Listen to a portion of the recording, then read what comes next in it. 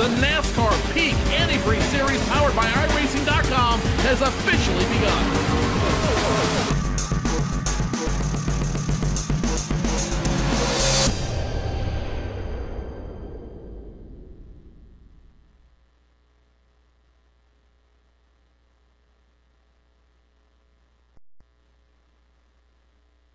The road to $10,000 runs through the Brickyard. This is round number 11 of the NASCAR Peak Antifreeze Series from the Indianapolis Motor Speedway. We're getting ready to go at it at the Brickyard for 100 laps this evening. Tim Terry and Joe Cortez here with you. And Joe, this is a race that everybody circles on their calendar. It's the Brickyard. Everybody wants to win here, but it's been dominated in the last 5 seasons by two drivers. Two drivers have won here twice. Brad Davies has won the first 2 rounds that we were here, and then Ray Alfalla has won 2 of the last 3 races. We've been to the Brickyard. The other winner, of course, John Adams, and he is not in the series in 2015. But for Ray Alfalla, they're all chasing Kenny Humpy. Can Ray Alfalla win this tonight, Joe, and try to get himself a little bit closer to a 3rd title? Well, let's not fix any words here. Ray Alfalla is a threat to win at any particular track, but Indianapolis is a track that he is known to be a threat for. It's why the team is so anxious about him racing here tonight, because they know that he's got an excellent shot at winning at this track. And if memory serves me correctly, in the 2013 campaign, it was Ray Alfalla who won this race here and used it as a turning point for his season to challenge all the way up to the last race of the season at Homestead Miami Speedway to challenge for the championship. Now, obviously, he didn't win that year because of a miscalculation on fuel, but nonetheless, he was in it all the way at the end because he won here tonight. So, if you're Ray Alfalla, this is a win-or-go-home race. If you can win here tonight, you are still viable, a viable opportunity to be the first and only 3-time champion in the NASCAR Peak Antifreeze Series. If you do not win here tonight, you're going to be looking at a very long season, and basically, let's start looking for 2016. Well, when you look at the standings, we'll pop those up now. The trophy engraver may already have HU on the trophy for this NASCAR Peak Antifreeze Series. Kenny Humpy has a 107-point advantage on Ray Alfalla, with the drop factored in. Chad Lawton, Chris Overland, Brian Blackford, your top 5. The Last Row Motorsports, Slip Angle Motorsports team excelled at Kentucky a couple of weeks ago. Ray Alfalla, Chris Overland, Brian Blackford, PJ Sturgis, 6th in the standings, and a couple of others if you go through the list as well. Well within a top 20 position to lock themselves into this series for the 2016 season. Patrick Crabtree's been strong this season. Of course, the team has been the story. Kenny Humpy is leading the standings. Cody Bias, Justin Bolton, Kevin Kane complete your top 10. There's a couple of teams that have been strong this season, but 2 weeks ago, Joe, it wasn't the story of the team or LRM or Slip Angle Motorsports. It was Corey Vincent going to victory lane. That's right. At the 1.5 miles that is Kentucky Speedway, the circuit's roughest track, there was a lot of odds-on favorites that are going to try to walk away with that title. Kenny Humpy was one of them. Nick Ottinger, who was yet to get a win here in 2015, was one of them. Ray Alfalla was even leading the race at one point at Kentucky. But it was a guy who has not had a win here yet. That ended up walking away with that win. Corey Vincent walked with his first NASCAR Peak Antifreeze Series win at arguably the hardest racetrack to win at. It'll give him some boost confidence here tonight, which he will need, because Indianapolis is unlike any other track we see on the NASCAR Peak Antifreeze Series circuit. And we've seen a couple of first-time winners this season, Corey Vincent and, of course, Alan Bowes at Pocono. When you think back to Pocono, you think John Adams won at that racetrack. He won here as well. Could this be another surprise? Maybe if it comes down to fuel mileage and strategy for a guy like Alan Bowes to open up the gate once again. Alex Warren, not a first-time winner this season, but more of a surprise winner once again on fuel mileage. But when you look at the starting grid, obviously Ray Alfalla and Nick Ottinger are going to be 2 tough customers to beat this evening. They're going to start in the front row. But Alan Bowes going to start in 7th. Great qualifying effort for him. Corey Vincent going to start in position number 5. Taylor Hurst, who's been strong these last couple of weeks, Joe, going to start in position number 10. You look on back through the field, there's a couple of drivers that maybe did not qualify the way they wanted to. Tyler Hudson in provisional land back in position number 38. there's a few drivers back there that are going to have their work cut out for them over these 100 laps. But we saw last week with the B Series, this is a big racetrack. It's a long racetrack. These caution laps are long. It's either going to be a long race for some. It might even be a longer race for others. It all depends how we open this race, what the tempo sets, Joe. If we have a couple of cautions, this could be a longer haul for some of those drivers that are looking to make their way towards the front of the field. Well, again, remember, this is an anomaly in all of racing. In NASCAR, in this sport, this track is an anomaly, which is unlike anything we see during the normal progression of the NASCAR Peak Antifreeze Series powered by iRacing. This is a 4-turn track, yes, as they usually are, but here it's a rounded oval, it's a rounded rectangle shape, is the best I can describe it. And there's not nearly as much banking in all 4 turns as there normally would be at a NASCAR Big Antifreeze Series track. In fact, correct me if I'm wrong, it's 10, 12, 15 plus or minus. And there are chutes in between. There are straightaways between the turns. And so this track is nothing like anything these guys see. It's nothing that they can prepare for. All they can do is test their pure natural racing ability, hope for the best, and hope that tonight they can walk away kissing the virtual bricks at Indianapolis. You see car number 2 heading his way towards the speedway, and he will be the driver that has led this warm-up session. Starts in the pole here this evening. Ray Alfala going to be tough to beat here, but you go on through the list. There's a lot of drivers. Trey Hudson had a pretty good qualifying run. He'll start in position number 9. Cody Bias, solid qualifying run in position number 6. Kevin King within the top 10. Brad Mahar had a solid run last week before fuel mileage took over. He's going to start 11th. Michael Conti. He's had an up-and-down season, Joe. They're going to see if they can turn it around from position number 13 this evening. Byron Daly, mid-pack starting, and the guy that's won 2 of these Indianapolis races that hasn't won in a little while, Brad Davies. He's going to start in position number 17. We'll see if that can turn around, and there's Kenny Humpy in the number 58, your point leader. Big lead. I talked to the team a little bit earlier. They're confident in their setup. They're not overconfident in their setup. And, of course, with the weather that has changed over this last couple of weeks, they didn't really know what to expect, Joe, when they came into the servers. I throw them a curveball as well. It might work into the favor of the team, and it might not. It might not. It's very hard to say. You know, but that being said, the team is qualifying very well for the next race. Kenny Humpy is in qualified 4th. Cody Bias qualified 6th. Kevin King qualified 8th. So right there, you already have 3 of the team members in the top 10. And you know that if the opportunity presents itself early in this race, those three drivers will be working together as best they can in order to further themselves in this race. And hopefully what they want to do, I guarantee you what they want to do, is they want to take over as much of this race as humanly possible. What they want to do is they want to lead as many laps as humanly possible. They want to be in front of as many laps as humanly possible. And the more they can do that, the more they control from the onset, the better their odds will be in the end. So we're going to step away for just a few moments' time, and we'll see how this plays out here this evening at the Indianapolis Motor Speedway. You're watching the NASCAR Peak Antifreeze Series, round number 11. Don't go away. We'll be right back.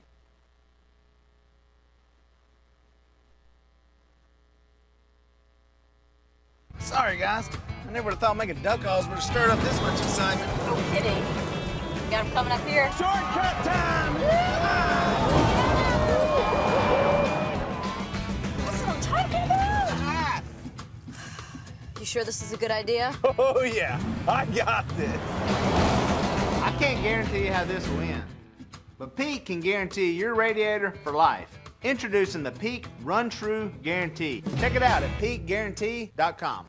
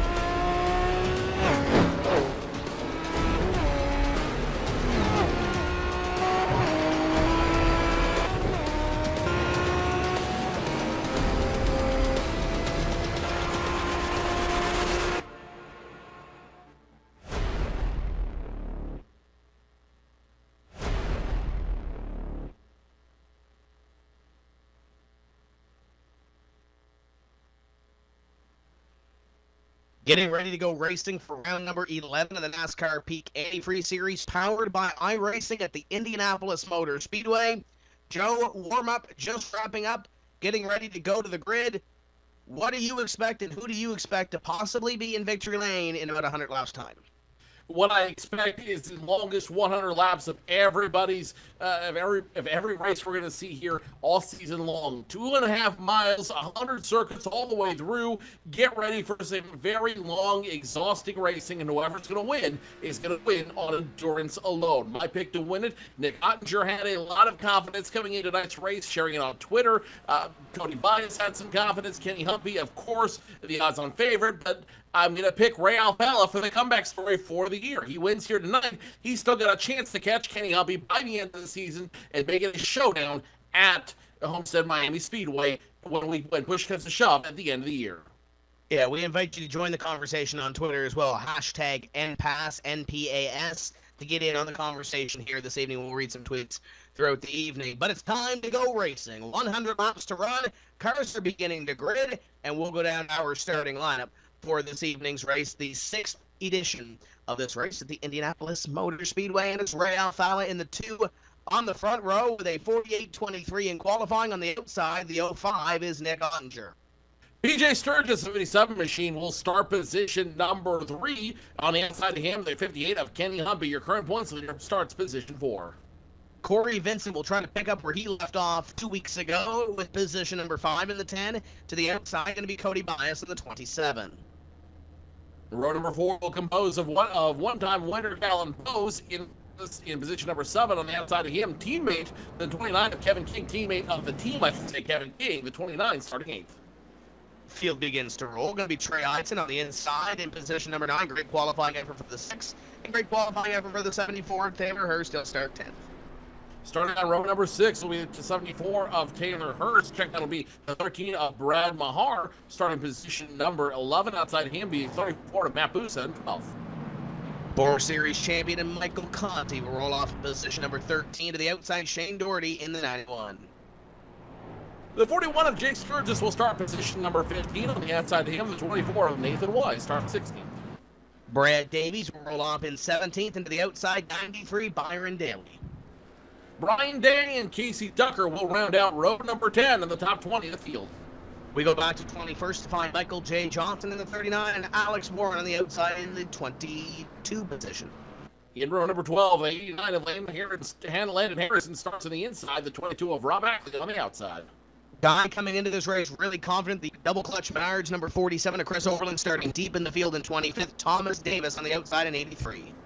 Part-time racer Andy Vash III will start in position number 27. On the outside of him, the 38 of Ryan Lowe starts position number 28.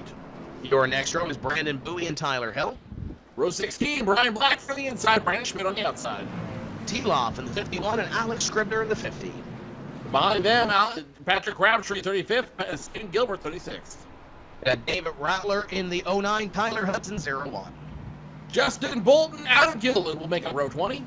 And completing your field, 42 cars, Benjamin Burmeister in the 66, and Danny Hansen in the 32. Field rolls off corner number 4. Pace car is in. Ray Alfalla in command of the field, and here they come down the long front straightaway. Ray Alfalla waiting to fire here. Still waiting. Here they come. Green flag flies, and we are underway for round number 11 on the NASCAR Peak Antifreeze Series at the Indianapolis Motor Speedway.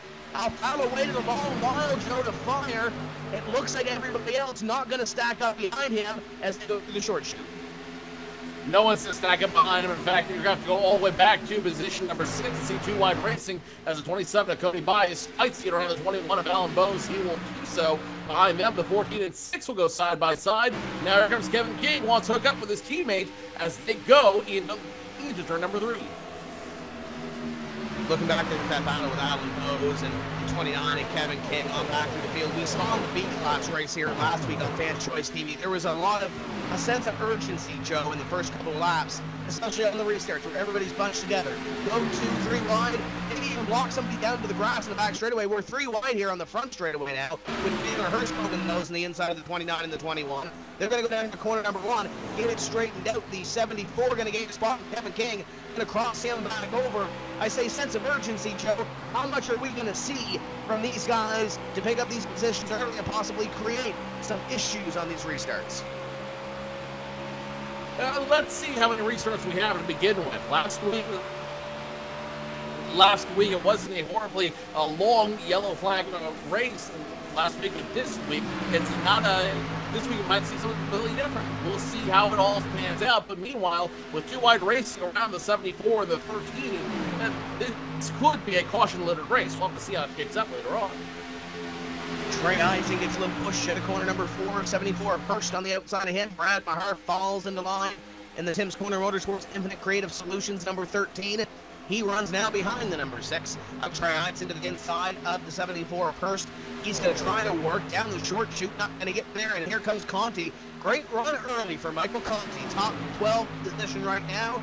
He's got Matt Busa to his rear bumper, and it looks like, Joe, he might just be riding right now in this little train that we have behind him. Brian Day going at it with, I believe that might be Michael J. Johnson. As they go too wide, Jake Sturgis a part of that battle as well, but it's now Taylor Hurst once again underneath the 6 of Trey Eisen. They've been having a battle since we dropped the green flag about 2 3/4 laps ago. I'll tell you, smart right now, you want to ride in that train. You want to ride as hard as you can in that train, single file, because it allows you to conserve your gear. It allows you to conserve the tires, it allows you to conserve the fuel, and it allows you to really set yourself up for what happens later on in the race. Taylor Hurst in the 74, the 6 of Trey Eisen, those guys aren't really going nearly as hard. They're going too hard, I think. And as they go too hard, they're going to burn up the tires, they're going to burn up the fuel, and they're going to have to come down the road faster than anyone else, Tim, which could hurt them later on in this race. Busa going to work to the inside. Here comes Dave to the inside of him. 2 wide was almost 3 as they tried to put Mike Conti on the outside of this one. Here comes I believe that's the 11 of Brad Davies, also trying to make his way up through the field. He's in the top 15 early in this one. He's got the 4 and the 34 in front of him side by side. That is a battle for position number 12 as they work off corner number 4 and down the long front straightaway. Let's go take a look at car number 4 and see what the 4 Brian Day is doing as he tries to fight with a 34 behind him. Another fight brewing into turn number 1. The 39, the 11, the 24 almost make contact going into turn number 1 in the short chute. Now Brian Day looking for position on the 34 of Matt Busa side by side. No clear advantage of the 4. Wiggles up. Good pitch 34 in. Does not do it. Side by side. It's a drag race down the backstretch. Behind that, Brad Davies had quite the moment in 1 and 2, and he has fallen back 2 positions. He's on the outside of the 47 of Overland. The 93 of Daly is there as well. He might find a spot in the line here. Brian Day picks up the spot that you were mentioning, Joe, and now behind them it is side by side between the 39 of Johnson, and it is the 34 of Busa. Now going backwards. Overland trying to give him a little bit of a jump. No, he's going to go to the inside with Nathan Wise, and they are going to try to pick up a couple of spots. So Davies was up front a little bit earlier. He falls back, and Busa looking to do the same thing here. Busa looking for help, looking to try to make it work, but he's not going to happen. He's stuck on the outside as here comes the freight train, the 47 of Overland. He's going to try to get around him. The 11 of Brad Davies, he's going to push the issue as well. The 93 of Byron Daly going to try to get behind this 3-wide battle brewing. No, he's going to back off and let these guys cut it off. The 34, nowhere to go, so he's just going to go backwards.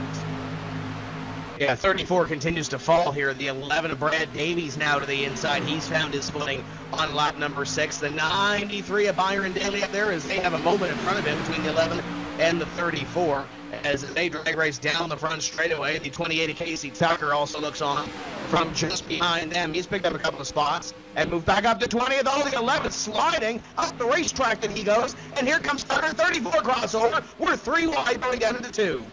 Meanwhile, where did Casey Tucker come from? Casey Tucker jumps the entire field. Now he is side by side with the 34. And look who's behind him, the 41 machine. Madison Jake Sturgis. They're both looking for something. The best battle right now is position number 18 in back as they are 2 by 2 going into the turn. 11 and 34 fighting like it's the last lap on lap number 7. The 11 going to try to clear him, drives it deep into the corner, and he is going to pick up the position for the time being. 34 and the 28 follow through as well. You look back, from the 11 of Brad Davies. You see the 89 of Landon Harrison hanging out on the outside of the number 41 back there as well.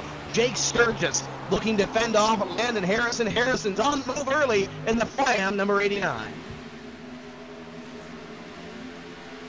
The number 89 trying to make a plan of his own as he continues to run with the help of Jake Sturgis in position number 21. The rest of the field, guys, is completely single file. Alfala, Ottinger, Sturgis, Humpy, Corey Vincent, all single file, and really no battles happening all the way back to the 89 or 41.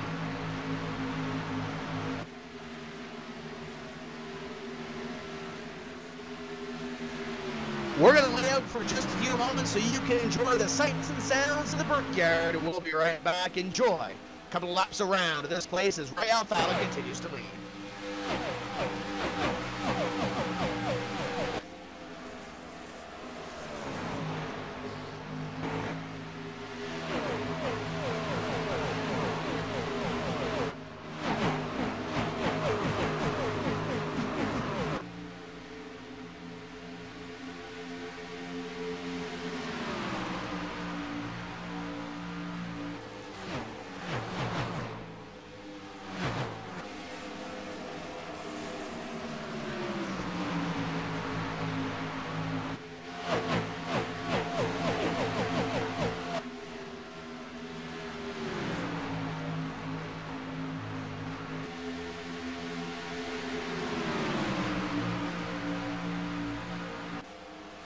.34 and 11 continue to go side by side. That's for position number 17. And Joe, that battle continues on. Ray Alfala, yes, he continues to lead over Ottinger. PJ Sturgis is still in third. Kenny Humpy fourth. Corey Vincent fifth. In fact, the top 8 in the same positions that they started, though Corey Vincent is all over the back bumper of the 27, who just made that move for position number 5.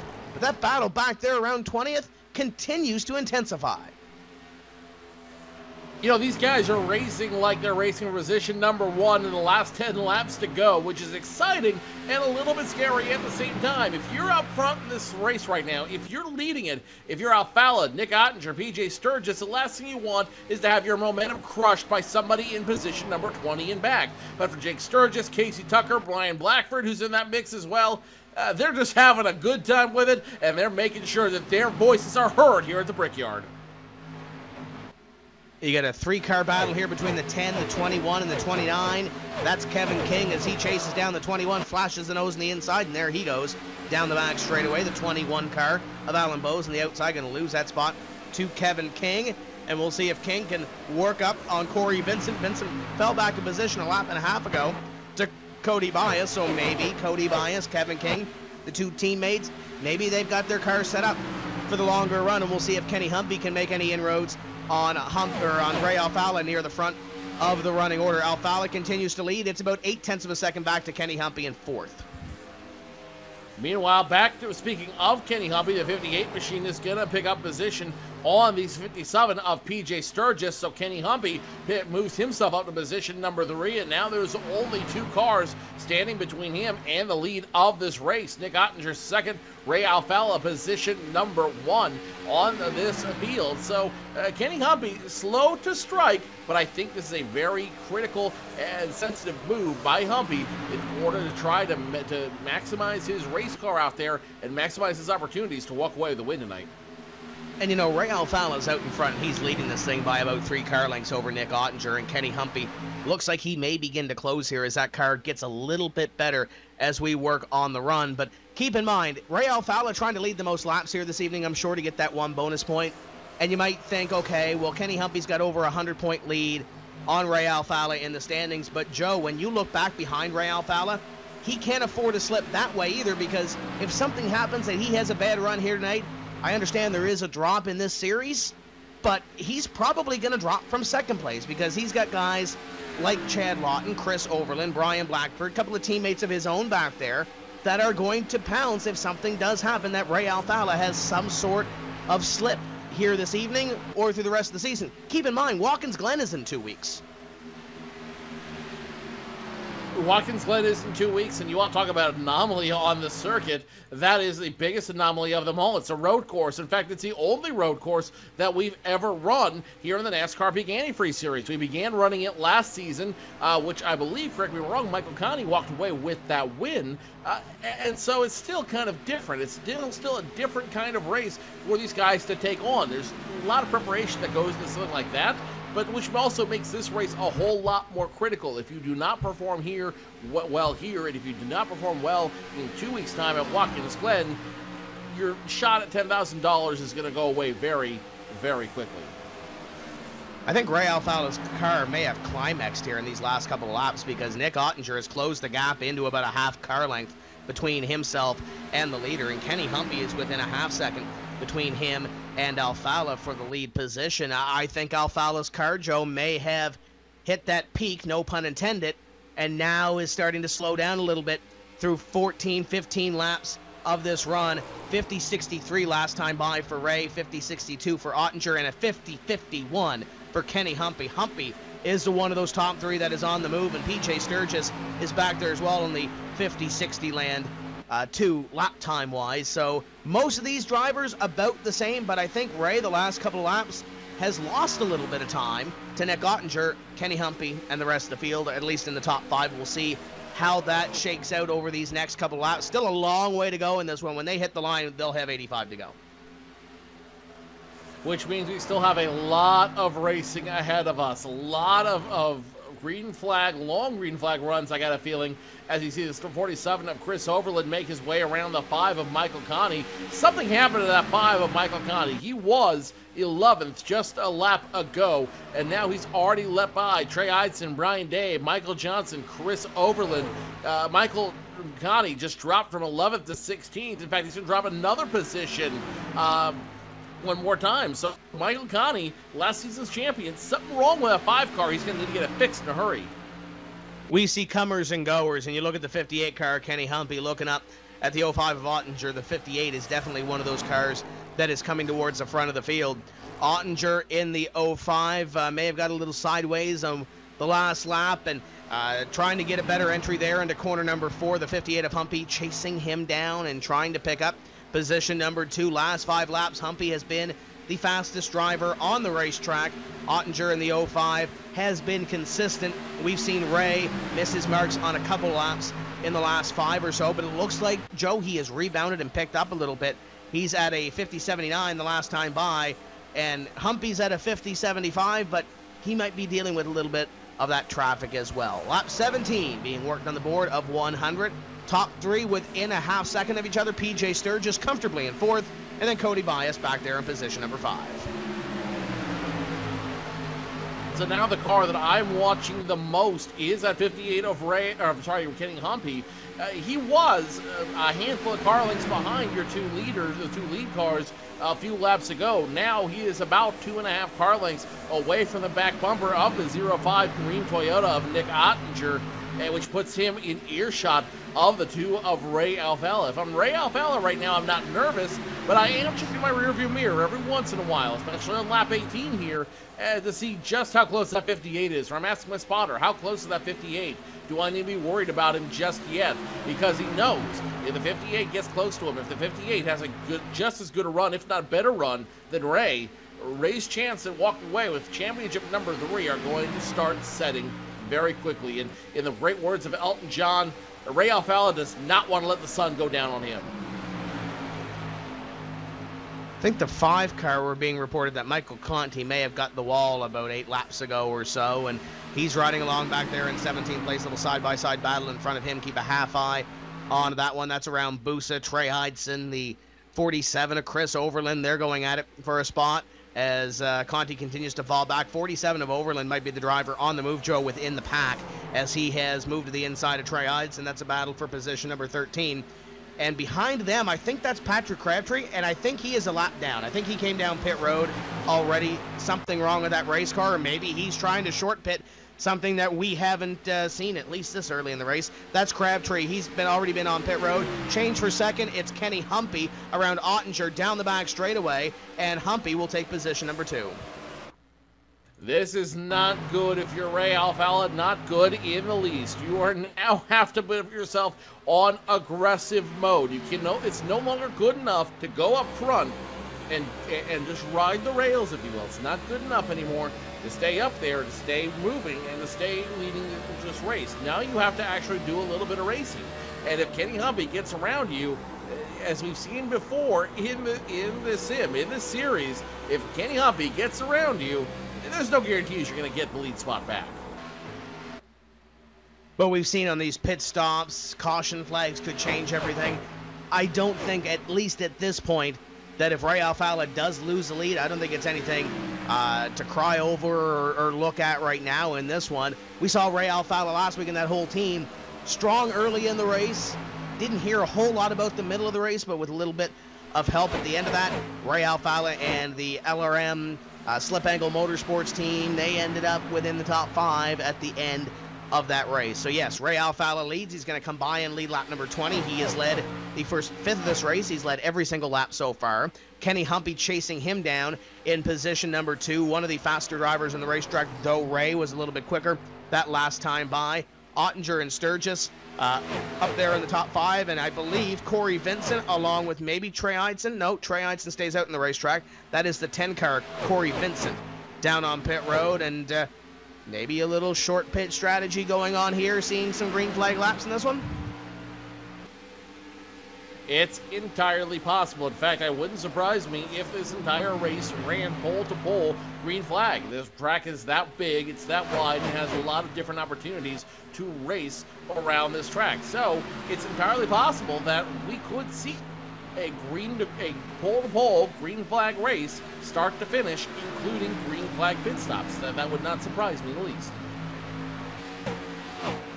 So Alfalla leads by 0.3 of a second in that last lap. They were pretty close in time. Ray Alfalla just a touch faster than Humpy. Ottinger in car 05. Keeping touch with Kenny Humpy in position number 2. Alan Bowes has moved his way up to position number 6 back there behind Cody Bias. Taylor Hurst just behind him in at 7th. Kevin King. Brad Mahar is now in the top 10. Brad has made his way to 9th. And Brian Day is holding off a little freight train back here. Michael Johnson and Matt Busa.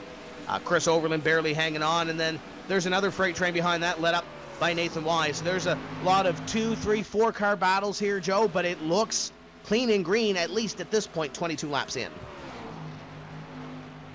Clean and green for almost a quarter of the race. Now, consider this. Here's something to consider. Tonight's race is going to be at least a two pit stop race, maybe even 3 pit stops. 31 to 32 laps, 30 laps-ish is what the fuel windows are going to be, which means these guys can make it on 2.5 pit stops. They will need that extra third one. I spoke a little early. Math is not my strong suit. Through 2.5 pit stops to make it all the way around this track. If we have no yellow flags, we'll know they're going to come in twice, and then they're between lap 60 and lap 100. They're going to have to make a difficult decision on when to come down and get that last bit of fuel to make the rest of the race work. So if this is a green to green race, strategy is going to be a big part, and pit strategy in particular is going to be a big part of how this race is won. 9-car Tyler Hill on pit road. There is a team that Aftermath Motorsports has been known to play a little bit of this fuel strategy. Caution flag out. Caution flag out for the first time tonight. It's going to be an incident out of 4 involving the 15 of Patrick Crabtree, who is stopped on the front stretch, and it looks like he will be the only car involved to bring out the yellow flag. So, Tim, there goes my dreams of having a green run flag race tonight. And he has come across the chat saying that his screen has shut off, so hardware problem on his end. Tough break for the 15. Patrick Crabtree, you have mechanical issues in the real side of things with the NASCAR Sprint Cup Series. You might blow an engine, you might have something happen. This is the side, Joe. A screen could lock up, a video card could lock up, something on your hardware, something on your computer could very well fail, and it looks like at this point something has failed on Crabtree's to cause the screen to freeze up, and that will probably end the night for the 15. Tough break for him. He has pulled him behind the wall. He is done for the night. And if you watch a replay, he did exactly what he said he did in chat. With no screen, he just turned left to try to stay out of everybody's way. And as you look at it, I think Crabtree was hoping that he would just brush the wall, maybe go down pit road, get a penalty for going down pit road too hot, and then be able to figure out troubleshoot his problem and get back to racing. Unfortunately, what happened is he just hit that went left too hard. He hit that wall too hard. That's going to cause the black smoke to come out from underneath his car, and that will be the end of Patrick Crabtree tonight. So the first victim of the Brickyard will be Patrick Crabtree, and he will finish his race 42nd. And not a bad little run to start off this race. A quarter distance done when they come across the stripe this time by, and we expect all these guys that are up in front to come down onto pit road. And something that, Michael Conti said last week on the B-Class broadcast, you can come down pit road here and not lose a lap. If you're Corey Vincent, you've already been down pit road, you're still on the lead lap. Is it a possibility that you stay out here and possibly lead this race, or take 2 tires, or take fuel only if you come down pit road, and beat a lot of these drivers to the line and come back out as the leader, or at least gain a ton of positions? We'll find out here as Ray Alfalla leads the field down. It will be Ray Alfalla leading them down to the first wholesale pit stops of the evening. And this could change pit strategy as well. This could put everybody on a 25-lap fuel window instead of a 30-lap fuel window, which would perfectly time it as 3 pit stops. Let's see what everyone does here when they come to pit road. It'll be Alfalla looking for 4 tires at least. Ottinger, Sturgis, Kenny Humphrey. One driver pulls through pit road, and that'll be the 28 of Casey Tucker. Not sure if he took 2 or missed his stall. 4-tire stop complete for Alfalla. Down and away, he will be out first. And it looks like it's going to be the 57 of PJ Sturgis with a big surprise. He will pull out position number 2, Humpy 3rd, Ottinger 4th, and Taylor Hurst rounding out your top 5. But I'm really curious to see what happened to Casey Tucker, because I've got a feeling he overshot his stall. Yes, he did. So Casey Tucker will be forced to come back down to pit road to get service on his car.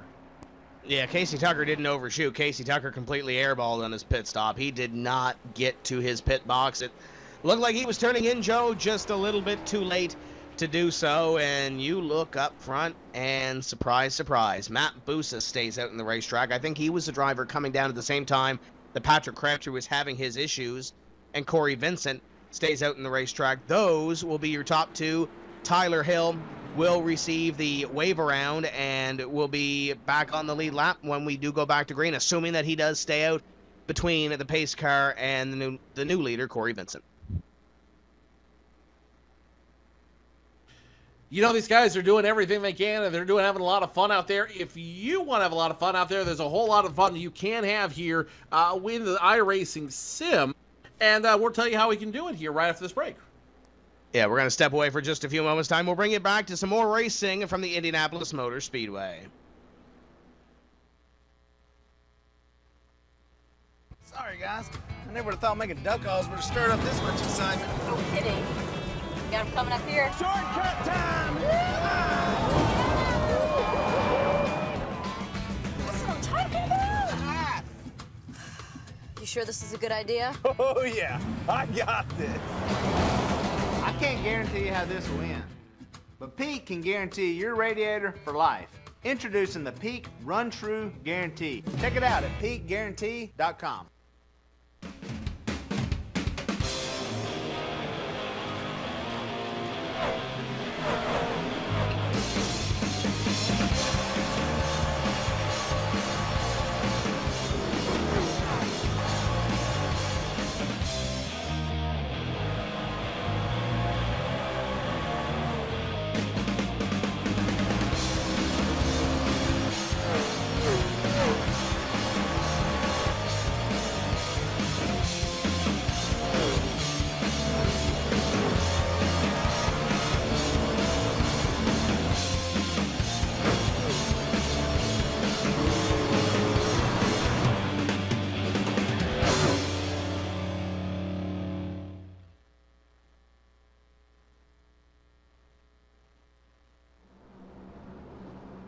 Millions of racers enjoy the iRacing from the comfort of their home, and you can be one of them with a great promo from your friends here at iRacing and PSR TV. Go to iRacing.com if you're a new subscriber. When you pay for 1 month, we'll give you 2 free, plus the late model as well to get you started on all the oval racing you can handle in 2015 and beyond. Use our promo code 2015-PSRTV for new subscribers only. You see it there at the bottom of your screen. Buy 1 month of iRacing, we'll give you 2 free and the late model for all the oval racing you can do this summer going into the fall and the long winter to keep your skills sharp. You never know, you can see yourself racing here on PSR TV. iRacing.com, a big bonus for new subscribers only. Lights are out, and we'll get ready to go back to Green Flag Racing. Tyler Hill received the waiver round there, which means all 41 drivers that are on the racetrack are currently scored on the lead lap. Patrick Crabtree out of the race in 40 seconds. So we have 41 on the lead lap getting ready to go back to green. Just before that caution flag flew, it was Corey Vincent and Matt Busa coming down pit road. And then after the caution flag flew, everybody else decided to come down. Ray Alfalla, PJ Sturgis, Kenny Humpy, your top 3 off pit road. Nick Ottinger, Taylor Hurst, Cody Bias, Brian Day, and Brad Maher, your top 10 as we work down the back straightaway. Getting ready for green. We'll complete 28 when we see the green silk. What I'm really interested to see here, Tim, is there's a bunch of guys who decided not to come down pit road, and they will be at the lead of this field. Corey Vincent and Matt Busa, the two ones. They came before down. I checked that back. They came down the lap before yellow, so they almost timed this perfectly. And what I'm really interested to see is how their pit strategy will ultimately affect the rest of this field. With only about a 5 to 8 lap difference, it could have a significant strategy later on in the race, or it may not. Only time will tell. Matt Busa was coming towards the front when we went green, or when we had that pit stop, Joe. He was around 10th place. Corey Vincent was within the top 10. He came down pit road. I don't think it's going to shake out the field a whole lot different. It's just a matter of where Corey and Matt shake out after 5, 10, 15 laps if we do go that far in this green flag run. If they can stay within the top 10, I think it's mission accomplished for those 2 drivers. But we'll find out what happens here. Pace car going to peel off to pit road, and Corey Vincent, 2 weeks ago, he was the winner in this series. He's in command again, brings him down here. Green flag flies. 2 car. Ray Alfalla going to look to the inside of Matt Busa. Busa and Alfalla side by side as they drag race down to corner number 1. So Corey Vincent will lead for the first time tonight. Ray Alfalla will join him. PJ Sturgis will pick up position number 3 over Matt Busa. Kenny Humpy content to watch everything happen all in front of him. Meanwhile, the rest of the field starting to file back to single file racing. Most of these guys are going to go back to single file racing. First battles will be around position number 13 between Brad Mahar and Kevin King. Battle for the lead. Ray Alfalla makes it look easy going down into corner number 3 on the 10 of Corey Vincent. So Ray will move back to the top of the leaderboard on lap number 29. And now Vincent having to hold off PJ Sturgis. Sturgis looking to the inside of car number 10. They'll drag race down the front straightaway, and Busa holding his own right now in position number 4. So Vincent will lose the lead, go back to second, but he is under fire from Sturgis for position number 2. As well he should be. When you're not that far ahead, you've got a target on your back. So Sturgis takes away position number 2 from Corey Vincent. So far, that pit strategy not working as they intended. Ray Alfalla once again takes away the lead. And I think the biggest loser so far is Kenny Humpy, who was in position number 2 and starting to stalk the 2-time champion Ray Alfalla, but now he's quagmired in traffic. He's got 3 cars in front of him, and those 3 cars are battling for position, and a guy that was in second and then tailing your leaders for a while behind him. That's Nick Ottinger. So Kenny Humpy, he's got quite a situation to deal with now. You got to remember, though, that 58 car was a lot better on the longer run than some of these guys were. Nick Ottinger was pretty consistent, short run, long run. He runs right behind that number 58 right now. Ray Alfalla's gone like Seabiscuit, and he was gone like Seabiscuit on the first run. If he can stay out there for 12, 15 laps, that was his limit, per se, Joe, on speed before Humpy started catching him and before Ottinger started to reel him in a little bit. Now Ottinger's looking at the 58 car down the back straightaway. Humpy under fire from the 05, the Ream Camry, looking at the 58, the Peak Chevrolet. Nothing doing down into corner number 3, but it looked like Ottinger took a little peek underneath that number 58 down the back on lap number 31. He is close. He's getting closer, and that racing going to only get harder as we continue around this track. Let's take a look at what's going on for position number 12. The 39 of Michael J. Johnson dispatches Alan Bowes to break into the top 10. Check that, will break into the top 11 for the first time in a while. Chris Overland will take position number 10, and now you see what everyone's been doing all night. They're getting back to single file. They're not pushing the envelope a whole lot. I think with Patrick Crabtree's departure, the idiom is sunk in. In order to finish first you must finish. And these guys are doing everything they can now just to finish, just to get done in this race to begin with. 47 of Chris Overland. Take a look back at Overland. He's on the 4 of Brian Day. He's moved up 15 spots and looking at a 16th as he is trying to battle Brian Day for position number 9. Down the front straightaway that they come. Overland was really confident, Joe, in his race car. He messaged me Saturday night and said, I think we have an opportunity to win this race. And that's 3 days before the race even goes green flag. Overland, very confident in his race car, and the double clutch Menards, number 47, all over the back bumper of the 4. Down to the inside he goes for position number 9. For position number 9, they do battle, and let's see how it all tails out. Here comes Michael J. Johnson once again. Brian Day in his crosshairs, side by side. Michael J. Johnson, the 39 machine, will get around the Plan B sales machine of Brian Day, and here comes Alan Bowes, who wants to get position as well, break back into it as well. Chris Overland, note for Chris Overland fans, he ran his fastest lap of the race that time around. I've got a feeling he's not done just yet. Keep a half eye on this battle up here for position number 3 as well. Corey Vincent in the 10, Matt Busa in the 34. So far, so good for their strategy, or maybe not strategy necessarily when that caution flag came out. Facilitated that strategy, but they got Kenny Humpy and Nick Ottinger behind them. That's the 10, 34, 58, and 05. Freight train for position number 3. So far, so good for them. Ottinger continues to look underneath that number 58. Does the exact same thing down the back straightaway he's done the last couple laps. Nothing happening going down into corner number 3 that time, but looks like Ottinger gets those runs off the corner. Joe just can't seem to do anything with them. Well, number 1, you've got drivers in front of them that are holding other drivers up. You got other drivers that are kind of holding up traffic right now, and when you can't get around them, that rolling chicane, that rolling roadblock makes it very hard to try to break around. That's number 1. Number 2 of this is these turns don't really lend itself to a whole lot of work, as now Michael Conti comes down pit road. Brandon Bowie will join him as well down on pit road. These turns don't lend themselves to doing a whole lot of aggressive passing as you would at a much higher bank track. Think Atlanta, think Daytona. Those guys are, those where you think of great aggressive passes happening. This track, not necessarily so much as you ride on board with the 58 of Kenny Humpy.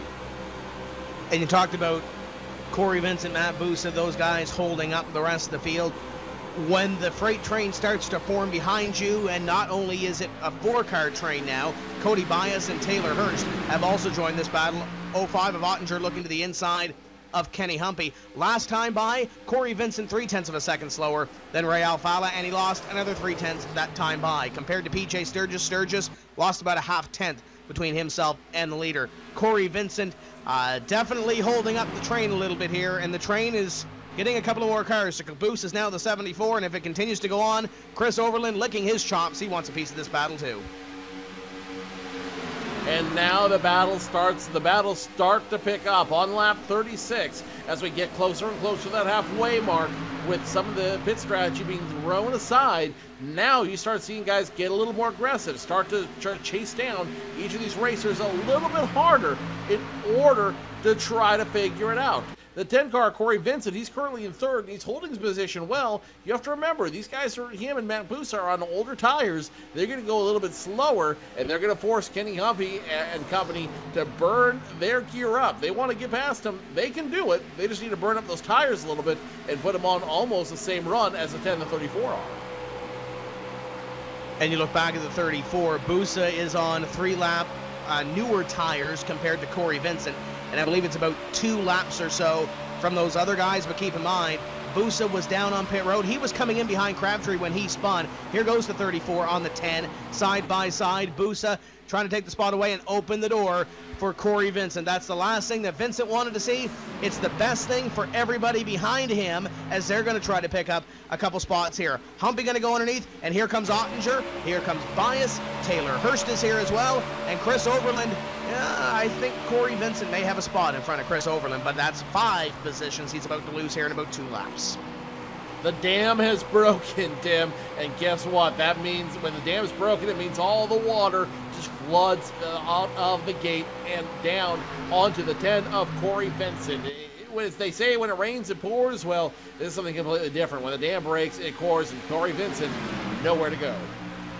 And look at all that time that Chris Overland made up. Overland going to go to the inside of the 10 of Corey Vincent, and he is going to pick up position number 8, I believe that is, as Vincent falls back to position at number 9. And Overland, definitely the driver on the move right now. That was the best thing for him to have happen. He's looking at the 74 now with Taylor Hurst up there for position number 7. But now Kenny Humpy and Nick Ottinger, they're chasing Matt Busa. Busa's a little bit quicker than Corey Vincent was. We'll see in these next couple laps how it plays out. We do know that Ray Alfala up in front, continuing to lead by over a second for PJ Sturgis. But so really the battle begins around position number 3 as Matt Busa is only a lap away or a car length away from Kenny Humpy. Nick Ottinger in that mix as well, and Ottinger keeps poking his nose down below. He keeps looking to try to get around the 58. Not going to happen this time by, but the 05, he is starting to make it work. Cody Bias, Taylor Hurst, Chris Overland, Corey Vincent, and Alan Bowes, your top 10.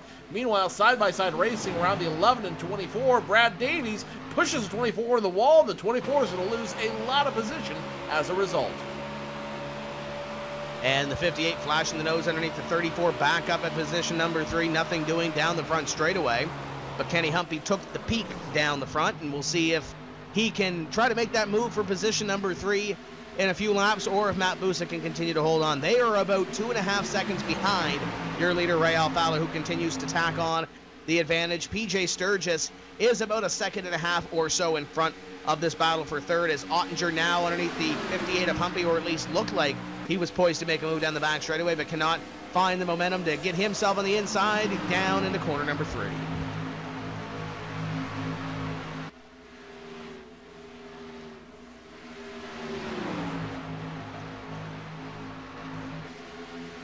So down at corner number, so out of the corner and back on the stretch, Kenny Humpy still trails Matt Busa. Nick Ottinger still keeps his nose out, no dice between them, and the rest of the field continues to run single file around the very long, very wide Indianapolis Motor Speedway. Tim, this grab a popcorn, grab a pop, because at this point, everyone's just kind of running on their own pit strategy. Down the back straightaway, the 58 of Kenny Humpy pokes that nose on the inside once again, and yes, this might be the time where we see some guys throw the hand out the window. Lap 41 being worked on the board. Brad Mahar saying he's coming down this time by in car number 13. Jake Sturgis also throwing that hand out the window. The last time by, and Brad Mahar this time by will look towards pit road in car number 13. So here comes the 13 down to the attention of his crew. He'll try to get it slowed down to pit speed right there at the cones, and he'll be down to 60, and he'll head down to the attention of his crew from about P13.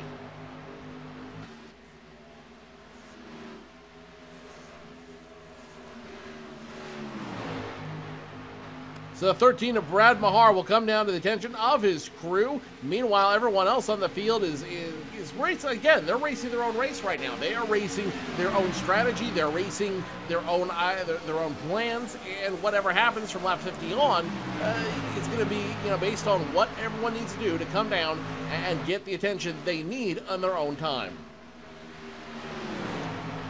Ottinger takes position at number 4, moves up behind Matt Busa, and now Busa looking is at position number 3. 34 and 05 side by side, or nose to tail, sorry for that spot.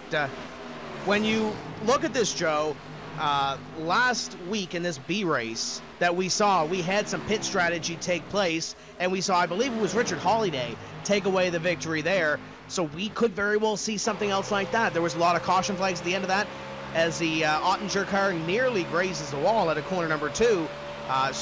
Strategy along with the race, how it plays out at the end, could very well play into who wins this one. Ray Alfalla in front of him has some lap traffic, but I believe those were 2 drivers who just came down pit road in Brad Mahar and Jake Sturgis, so they should be able to pull away a little bit from Ray Alfalla. 43 laps coming across the yard of bricks right here, and Ray Alfalla continues to lead by about 1.5 seconds over PJ Sturgis.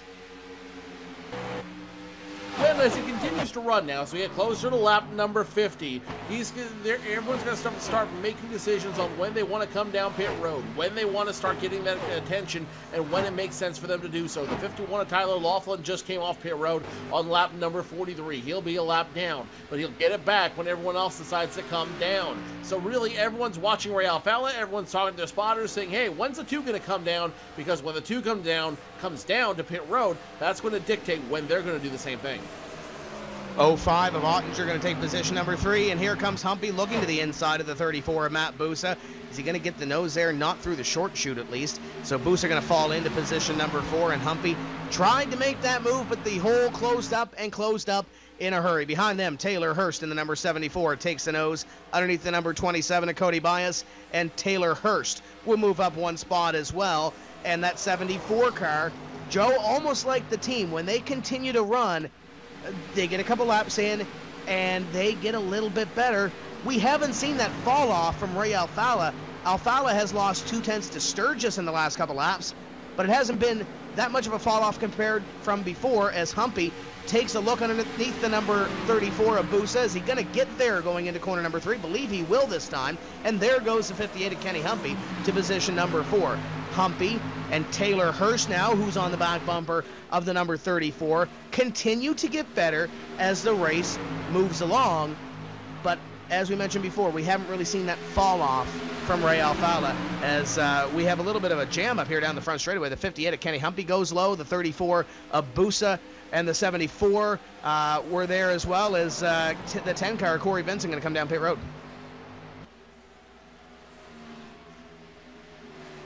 So Corey Vincent is going to make his voice heard early in this run, and we're only about 15 laps or so before people are going to be forced to start making pit stops. In about 15 laps, people are going to have to start being forced to come down pit road. They got 10 laps. They're going to be forced to come down pit road because they don't have the gas anymore. So now it's a matter of who's going to be the first one in this virtual game of chicken to come down pit road, slow down to the 55-mile-per-hour speed limit on pit road, and come to the attention of their crew.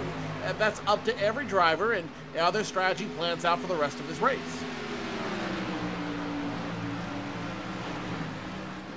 The 21 of Alan Bowes, the 27 of Cody Bias coming down into pit road. The 29 of Kevin King is also heading down towards pit road. They were within the top 10. There's one more driver right behind them as well, and I believe that might be the 38 of Ryan Lowe, headed down towards the attention of their crew. The 24 of Nathan Wise will unlap himself on Ray Alfalla. One more driver just came off pit road. That looks like Justin Bolton just coming off pit road as well. So Alfalla continues to lead this, Joe. He actually extended the lead a little bit on PJ Sturgis the last time by. We'll see if Ray Alfalla decides to come down here on lap number 47. About half the field has now taken the opportunity to head down pit road. The 2 of Ray Alfalla will stay out on the racetrack this time by and complete 47 as the leader on the racetrack. If anyone knows how to stretch out fuel efficiency and stretch out mileage, it's Ray Alfalla. How many times in this series over the last 7 years now have we seen Ray Alfalla do just that? How many times, Tim, have we seen him master pit strategy and master fuel efficiency in order to walk away with the race? Kenny Humpy will come down pit road. He's not going to leave it a chance. Look for him to get 40 tires and a full tank of fuel, and now Ray Alfalla will follow your points leader down on pit road. Yeah, Ray will come down pit road this time by. Watch for the 2 car to head towards the attention of his crew. PJ Sturgis behind him. See if PJ will stay out and lead a lap. That would be key in his top 20 chase, as the 38 of Ryan Lowe nearly got into the back of the 2 of Ray Alfalla coming off pit road, or onto pit road. That could have been huge, as Alfalla will head down to pit road. No other issues on the entrance to pit road, but Joe, that was nearly a moment between himself and the 38, as PJ Sturgis will assume the lead. That is correct. So Alfala now to the attention of his crew, as it'll be PJ Sturgis, Nick Ottinger, and Matt Busa all leading this race. Chris Overland and Adam Gilliland rounding out your top 5. Casey Tucker will be the next one to come down to the attention of his crew as Alfala hits the front box. The front box will take 4 new tires and a full tank of fuel and be down and away. And this could be a position to turn this into a 3-lap stop on the quarters of the race. 25, 50, 75, which certainly wouldn't surprise me by any stretch of the imagination. Now all eyes are going to be on your lead group, including the 57 to BJ Sturgis, on when they come down. Sturgis will come down now. It looks like the 34 of Matt Busa should be joining him as well. He will indeed. The 05 of Ottinger will score as the leader. A little bit of a scary entrance for PJ Sturgis as he got that thing dead sideways coming onto pit road. Overland will stay out in the racetrack, and he just passed Matt Busa for a spot on the track prior to Busa peeling off and coming down into pit road. He's got Brandon Schmidt behind him in car number 47. We anticipate Ottinger to come down pit road this time by, as he's got Shane Doherty in the number 91 to the inside of him. We'll see if Ottinger decides to pull the Rheem Camry down on pit road this time by. We are working lap number 50. The next time the leader comes across the stripe, we will be halfway at the Indianapolis Motor Speedway, and the 05 of Nick Ottinger says it's time. Here comes Ottinger down into pit road, and Overland going to follow him down, and he charged the line in a hurry. Chris Overland coming down pit road, and he is excited. I spoke earlier at 55 miles per hour. Check out, it is 60 miles per hour down pit road, and somehow Overland able to hold all 800 horsepower of this machine back in order to make this line perfectly. So now the 8 of Adam Gilliland will inherit the lead for the first time tonight, and after he comes in, we should be almost done cycling through all the pit stops. Adam Gilliland, Alex Warren, Andy Fayash, Benjamin Burmeister, Stephen Gilbert, and the damaged Tyler Hill are the drivers who have not yet come down pit road, so only a handful of drivers away before this race, before we get through the entire field. We'll see what Adam Gilliland has here this time if he does decide to come down pit road in the Gary Mercer Trucking JDR Graphics number 8. Off corner number 4 that he comes, and the driver from Texas will head towards pit road right here, and we'll slow it down and a little safer compared to what we saw out of Overland and Sturgis. Andrew Fayash III will stay out on the racetrack, and Fayash will lead lap number 51. Alex Warren in car number 82 will also stay out on the racetrack, as will Benjamin Burmeister and Stephen Gilbert. Looks like those are your final 4, and Tyler Hill in car number 9 to not take the opportunity to come down pit road. Michael Conti, I believe, is also still out here on the racetrack, but Joe, he pit it way early in this green flag run. He waited way early in this run. He's currently on lap number 17 in the stint, as we have a 3-wide battle between the 57, the 27, and the 41. A short-lived 3-wide battle, but they came 3 abreast at the start-finish line. Now settling down to a single-file race. So Cody Boggs, PJ Sturgis, Jay Sturgis, and Corey Vincent all trying to settle them out amongst themselves where they're going to run in this next green flag run. The number 3 of Brad Mahar will get around Michael Conti, and I believe that is for position as the 10 car continues to be on the move. But look who's in the lead. A guy who might deserve it more than anybody else on this field, the 77 of Andy Fayash III. He will be leading this field, and he will pick up a few laps here on Fans Choice TV. We got a nice little battle for third as well with these drivers that are on old tires. Stephen Gilbert on the inside of Benjamin Burmeister.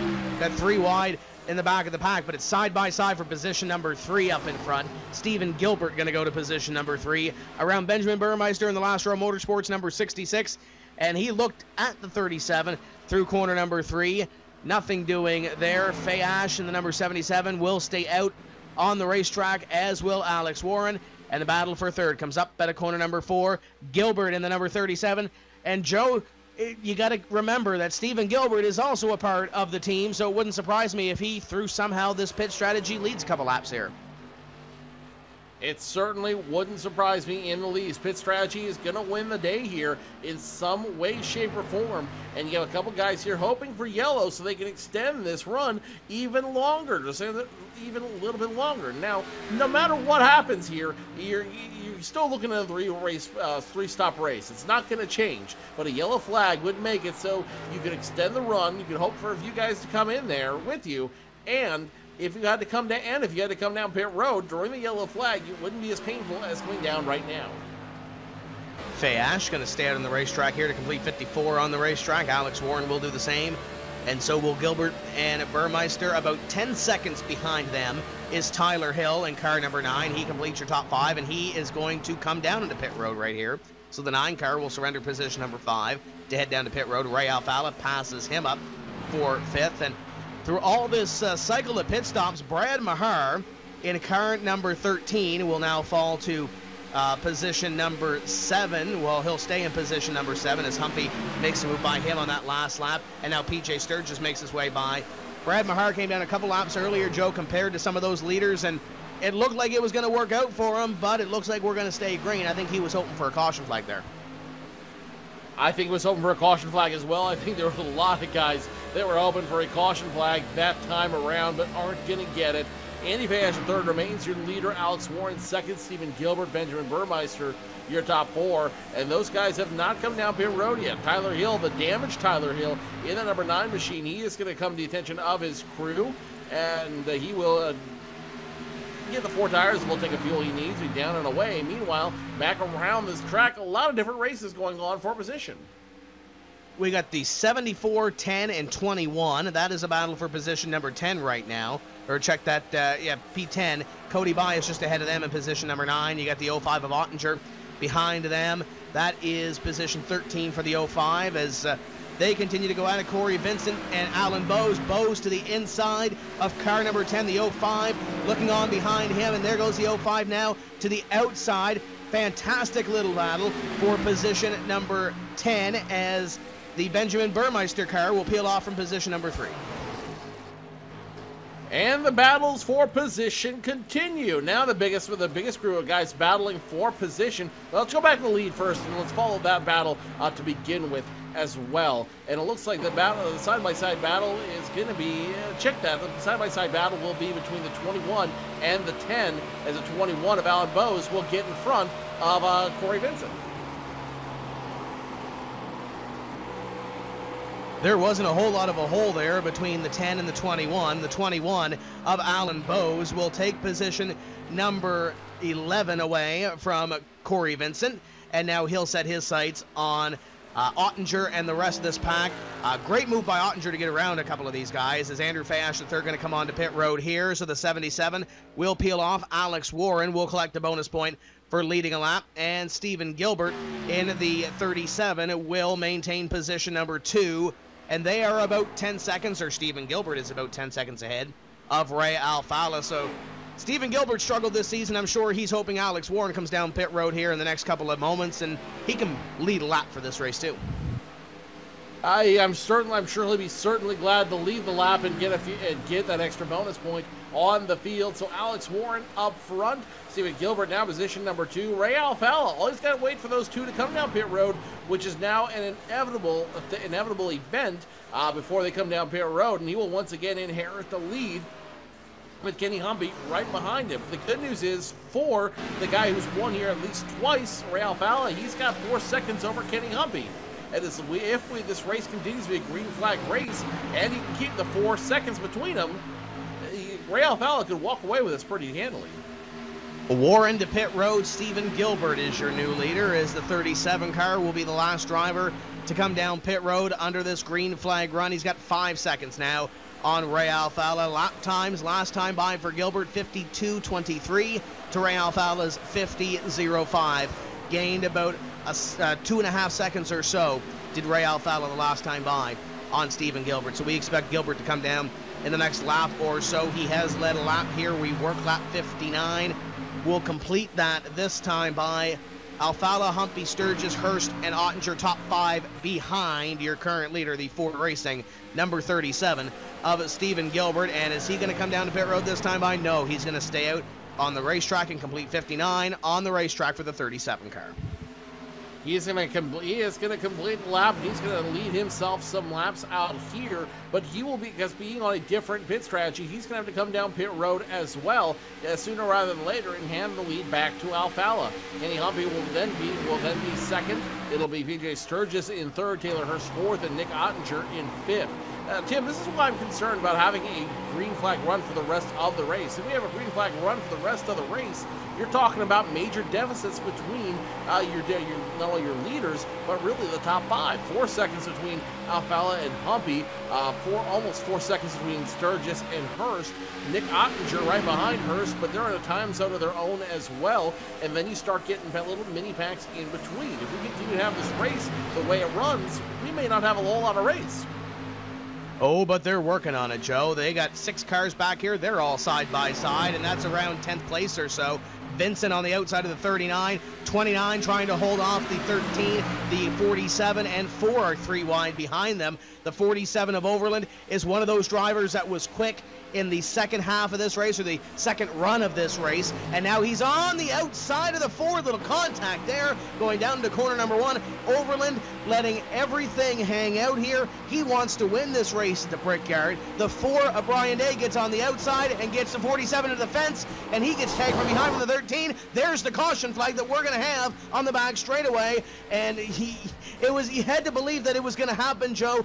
They worked hard for 2 laps to bring that thing out, and finally the time bomb went off. Yeah, the time bomb went off in a hurry, and though you're going to have 2 drivers who are not going to have a short memory when it comes to this race.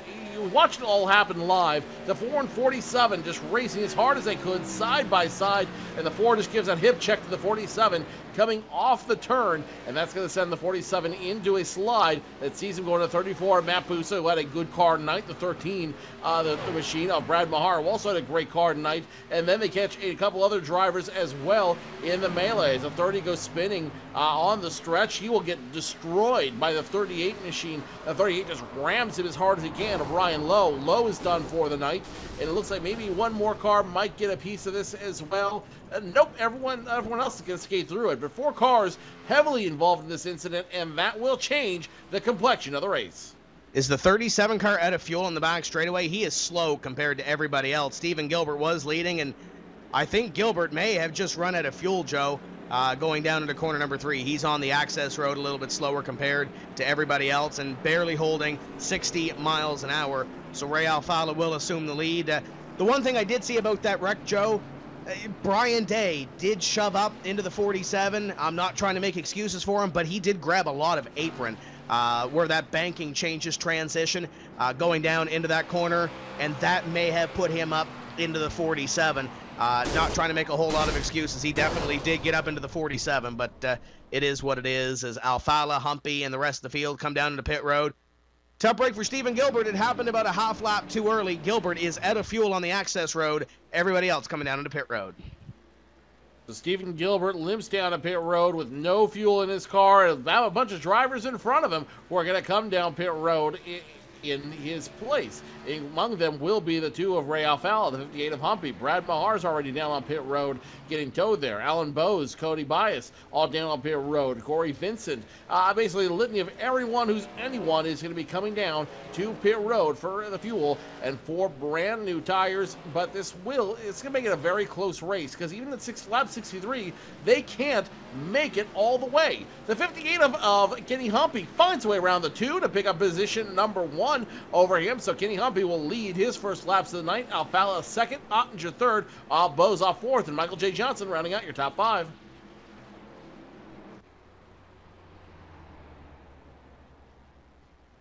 We are going to step away for just a few moments' time. Kenny Humpy will assume the lead off pit road. Don't go away, race fans. We'll be right back.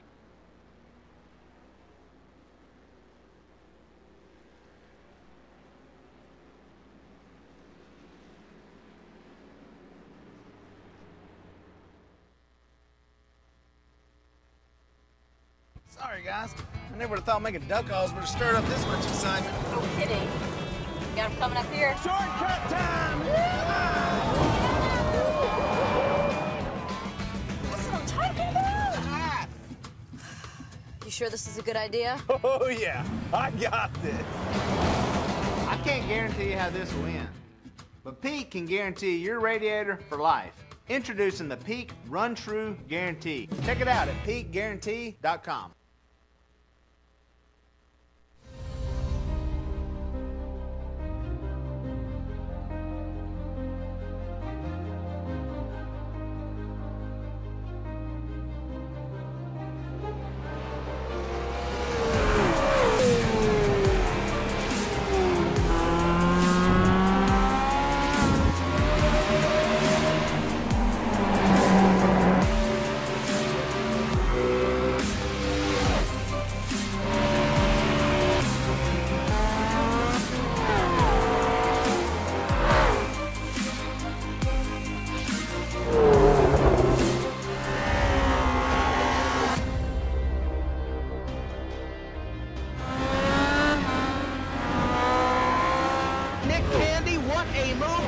The outside contact made. 56 slides it in at 4. Who's going to be at the stripe? Dead even to Ryan Truex. Truex is your winner over Tandy.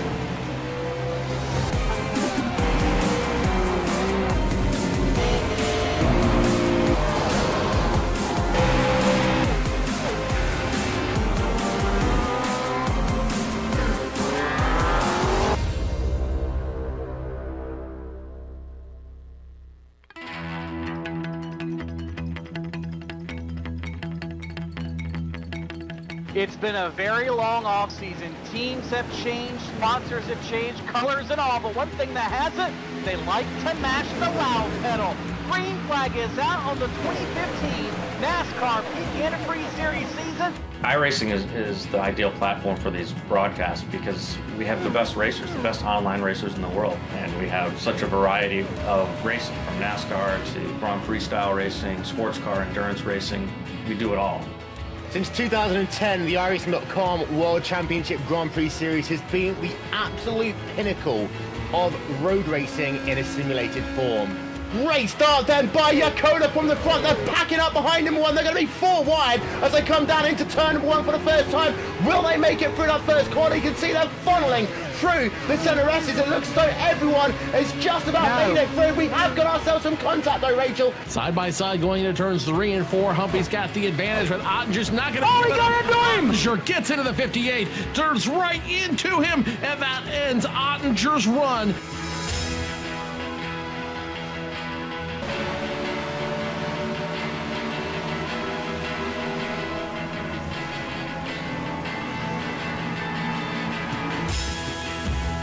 We do a lot of live broadcasts now. Every Tuesday is NASCAR night, so on alternating Tuesdays we do the Peak Antifreeze Series, and on the other Tuesdays the B-Class Series, which is the Xfinity cars, and sometimes we'll even do some short track racing depending on the schedule. Every other Saturday we do the iRacing World Championship Grand Prix Series, so the best road racers we have.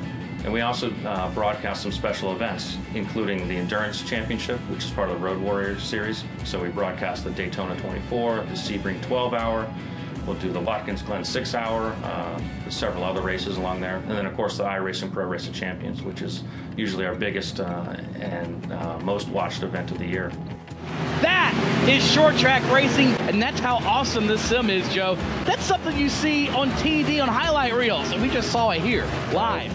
We invite iRacers who are real-world racers, and they compete every December. Guys like Alex Gurney, Justin Wilson, Scott Speed, Ron Capps, the list goes on. Really some big name drivers from all major forms of motorsport. It's really neat to see them get together and race together. See Laughlin up top, down to the ball, gets turned! Laughlin gets turned!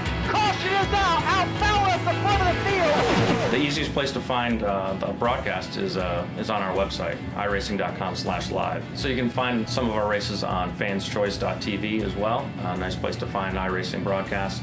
You can also find it at mrn.com and peakauto.com.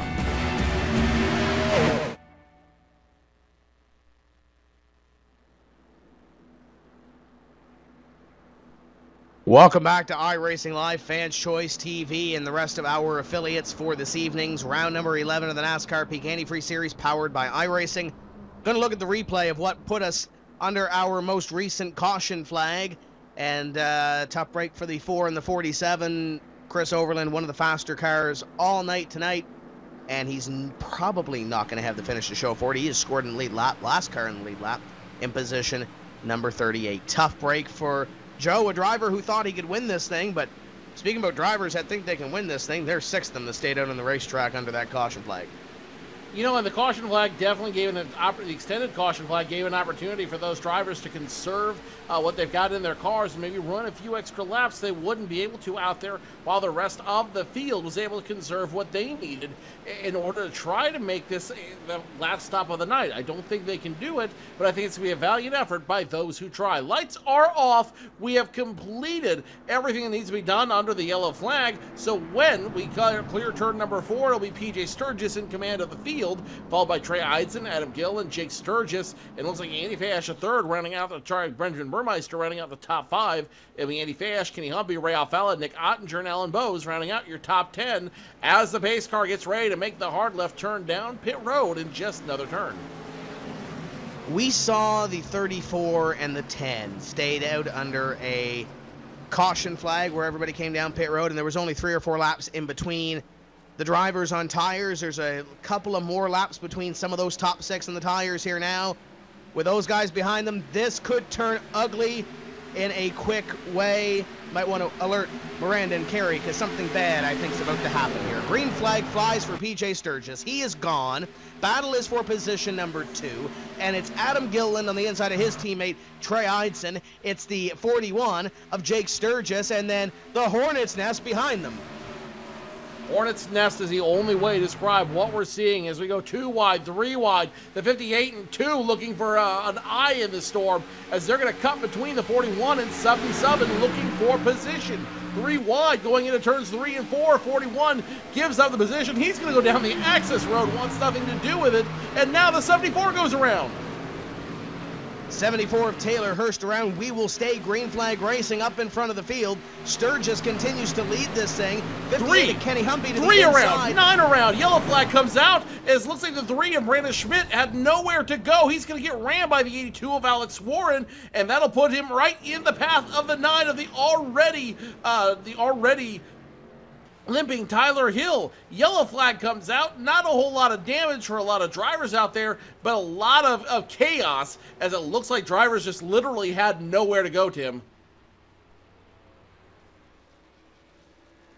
I think a couple of drivers there saw that sense of urgency, Joe, and saw a couple of drivers slow. Might have tried to pick up a few positions and not use the brake pedal in some situations. Shane Doherty in the 91 slowed down. He was a little bit slow from everything there, and actually he may have hit the wall through all of this. There's a lot of drivers behind the number 91 that were a little bit quicker. Some of those guys getting on the gas a little bit, some of them staying out, but nevertheless the 29 of Kevin King went for a little bit of a slide there. Taylor Hurst, as you mentioned, went for a little bit of a slide as well. There's a few drivers that are going to have a little bit of damage to this. 39, 10, 74 among them, and then behind, as you mentioned, the 3 and a few others that got collected in that. So the caution flag will come out once again, and we'll re-rack them again. Brandon Schmidt telling the rest of the field in the chat window that his transmission got broken as a result of what happened out there. So the 3, first I was very confused why the 3 was going almost 20, 25 miles per hour slower than those around him. But then he tells everybody his transmission literally gave way during the middle of being in the middle of that Hornet's Nest, and there was literally nowhere to go. Nothing Brandon Schmidt could do to avoid the melee that ended up happening. Pitts Road getting busy once again. Pit road, a very busy place, as a few of those drivers that did not come down pit road under that caution flag going to come down, along with a lot of the drivers at the back of the back. Humpy stays out, Alfalla stays out, Alan Bowe stays out, Ottinger, Brian Day, Johnson, and about 12 others or so behind them. 29 machine of Kevin King having some problems getting into his pit stall. I don't know if we can take that back or not, but but if we did take a look back, it looks like the 29 of Kevin King just literally forgot where his pit stall was, and by the time he saw it, it was too little too late. Hit the brakes hard, almost goes nose first into the wall. He will ultimately kiss that wall. You have to back it up a little bit to get back to try to get in his pit stall once again. Second time a charm for Kevin King, but that's damage is going to hurt even more. Yeah, and there was a couple of drivers that had to hold their breath as Kevin King was backing up on that one. But tough break for Brandon Schmidt, a shifter letting go. We talked about hardware issues earlier with Crabtree having a screen lock up on him. Shifter braking on Brandon Schmidt's car to bring out that yellow flag, or bring out the second chain reaction wreck on that one. To bring out the yellow flag. Tough break for Tyler Hill. Nowhere to go when Brandon Schmidt did go for a spin off the front bumper of Alex Warren, and Alex Warren too. Nowhere to go. Trying to stay out of the way of Brandon Schmidt, and was right there when that let go and couldn't get the thing back into gear. So we'll see what transpires on this restart. It will be Kenny Humpy leading the 2 of Ray Alfala in position number 2. Alan Bowes, great run so far. He's had a great run all night, but right now up in position number 3, one of the highest positions he has been all night long. PJ Sturgis, Nick Ottinger scored in the positions 4 and 5, though. I think PJ Sturgis did come down pit road on that one, so that'll move Ottinger up to position number 4, and behind him, it will be Brian Day in car number 4, and not a bad rebound, Joe, after Brian Day and Chris Overland getting into it a couple of cautions ago. Day is now in 5th. No, not a bad run at all. And now with the lights about to turn off, we will restart this race with less than 30 to go. So when these guys come down pit road, at any given time from here on out, Tim, there's going to be an opportunity for these guys to come down to pit road and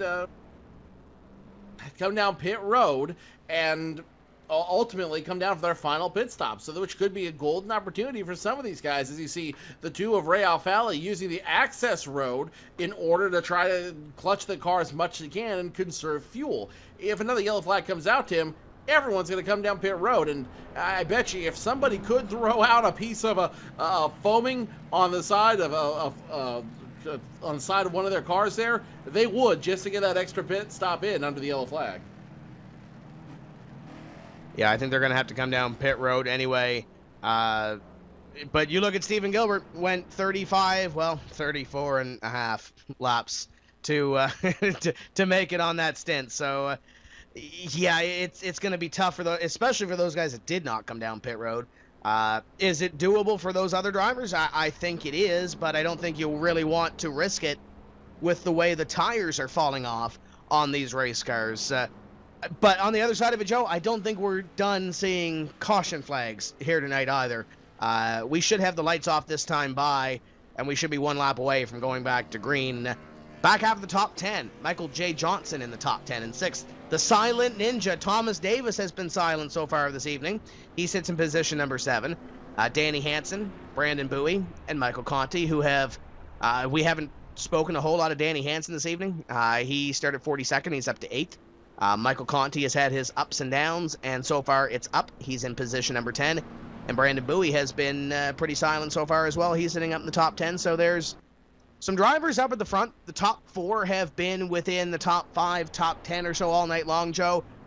And then those other drivers behind them have had some struggles, at least to this point in the race, but they're going to try to turn it around starting 5th on back.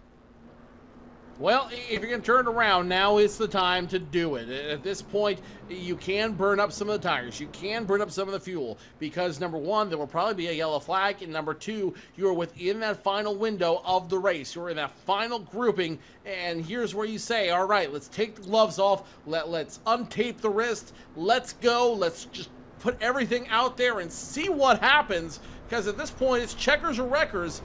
And you don't want to leave. You don't want to leave any doubt of what could have happened at the Brickyard. You just don't.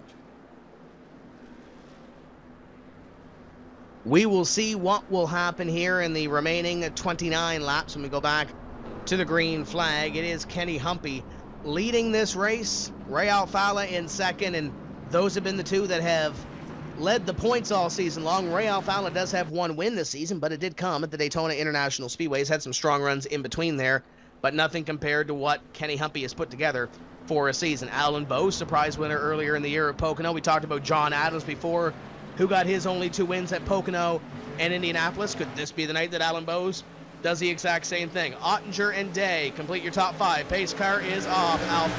Kenny Humpy bringing them down. Alfala on the outside, a little bit slow to the draw, and he will race the 21 of Alan Bowes. Bowes trying to get underneath the 2. Bose will try, but he will fail. He will come up short. Kenny Humpy up in front. Ray Alfalla in second, Alan Bose third, Nick Ottinger fourth, and then it's side by side in the short shoot as guys continue to jockey for position. Michael J. Johnson, Thomas Davies, Danny Hansen, everybody starting to file in single file. And now look who's trying to peak to win. The 0-1 of Tyler Hudson. He's going to go underneath the 93 of Byron Daly. The 24, the 27 going to join him, and they're going to form their own little run up to the front. Nick Ottinger takes position number 3 away from the 21 of Alan Bose, and Ray Alfalla looked a couple of times in the first half lap of this restart in the 58 of Kenny Humpy, but Humpy gets a great run off corner number 4. Caution flag will fly. That way, the caution flag comes out for the 8 of Adam Gilliland. It looks like several other cars down there as well, including the 09 of David Rattler and company that are involved in an incident down there. The 8 just loses the air, looks like, coming off of the turn, and he hits the wall hard. He will come back into traffic, and he will collect, it looks like, the 47 of Overland, the 82 of Alex Warren. The 09 just T-bones literally directly through the 8 machine, and 4 cars will be done for the night. Tim, this could be the caution flag that a lot of guys were looking for.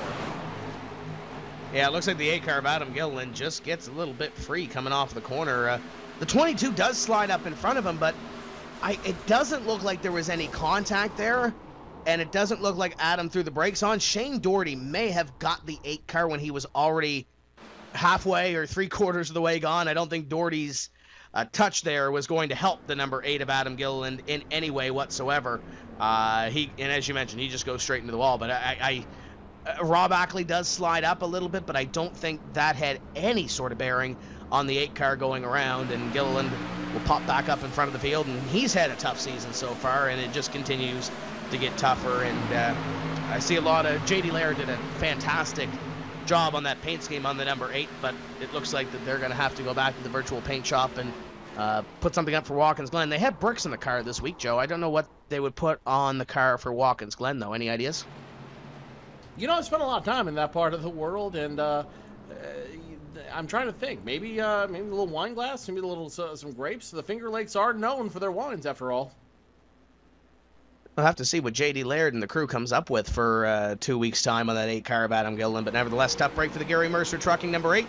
And he will more than likely be out of this race somewhere around 40th place. Brad Mahar in car number 8 on the race, or 13, check that, on the racetrack, 8 laps down in position number 40. Ryan Lowe out of the race. Patrick Crabtree out of the race in 41st and 42nd. Up in front, Kenny Humpy in car number 58 is your leader. Alfalla, Ottinger, Bose, and Brian Day on the racetrack in the top 5. So this caution flag is going to help some of those guys that may have come down pit road in that last caution flag, Joe, or are coming down in this caution flag to top off with fuel. If this does go green the rest of the way, they should be able to make it on the fuel. But we saw it with the B-Class race last week, where we had, I believe the last 15 laps, I believe 2 were run under the green flag, just because those guys are trying to pick up positions at the back of the field and in the middle of the field. I don't think we're going to see that play out here, but we might see a few more caution flags before this race is over.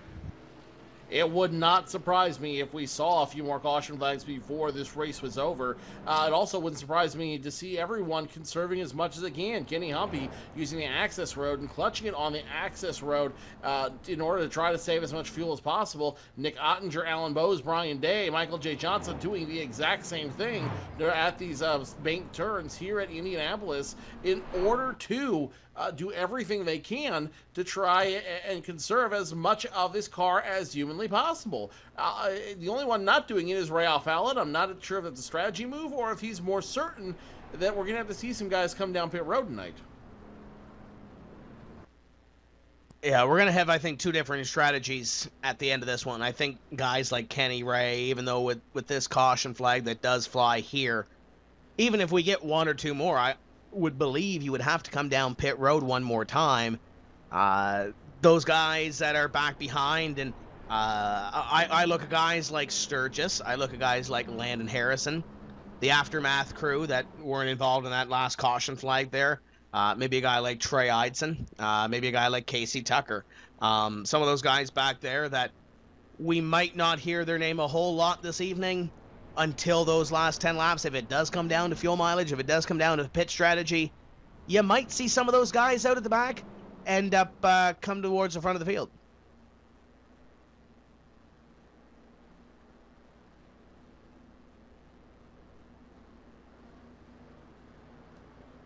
No, Tim, it didn't really. I was waiting for you to finish your thought there, but you got a good. But I'll kind of pick it up from there. You've got a good point there. You've got a good point about how these guys are kind of managing things and mitigating things, and really at the end of the day, at the end of the race, the only one that matters is lap number 200. Lap number 100. The only lap that really matters tonight is lap number 100, and you could not lead a single lap tonight. You could throw away the entire race. But if you don't win, if you're not leading on lap 100, it doesn't matter, because someone else will walk into the record books with the win. They'll walk away with the valuable points towards that $10,000 prize at the end of the season, and that's not going to be you. So you're absolutely right, Tim. Anyone can walk away with this race. Anybody can win this one. Those are not bad things. The good news is, though, is with all these guys still left in contention, guys who either have not won before or have been kind of in the shadows of some of the bigger competitors this season, they could be looking at a big win to boost their credibility, if not their confidence, going into the end of the season. We're seeing a few tweets come across from some of these race teams. I think we saw it at the bottom of the screen already. Gale Force Racing, which is run by Matt Holden. Nick is upset that Peter and I knew how much a gallon of gas weighs, so they are definitely looking at some pit strategy there as well. I see Aftermath Motorsports is tweeting a lot of pictures, Joe, and that is usually their account on a Tuesday night is run by EJ O'Rourke. He's a sim racer, iRacer. You see him around on the sim very often, works with the Aftermath Motorsports crew. And EJ is posting more pictures of tore up and wrecked race cars than he is of clean race cars. So I guess that's how the night is going for that race team right now. And I'm sure he wants to post a picture of a car in victory lane. And I'm looking down the list to see where their top running car is right now. And Joe, I'm looking at 21st. I'm looking at Trey Eidson right now in 21st. I think that's the highest running Aftermath Motorsports car. That's Trey qualified well, qualified up in the top 10. He's far from out of it, but he's got some work to do here. Well, like I said, Tim, it doesn't matter. You can have a great race, or you can have a horrible race, but it doesn't matter till lap number 100.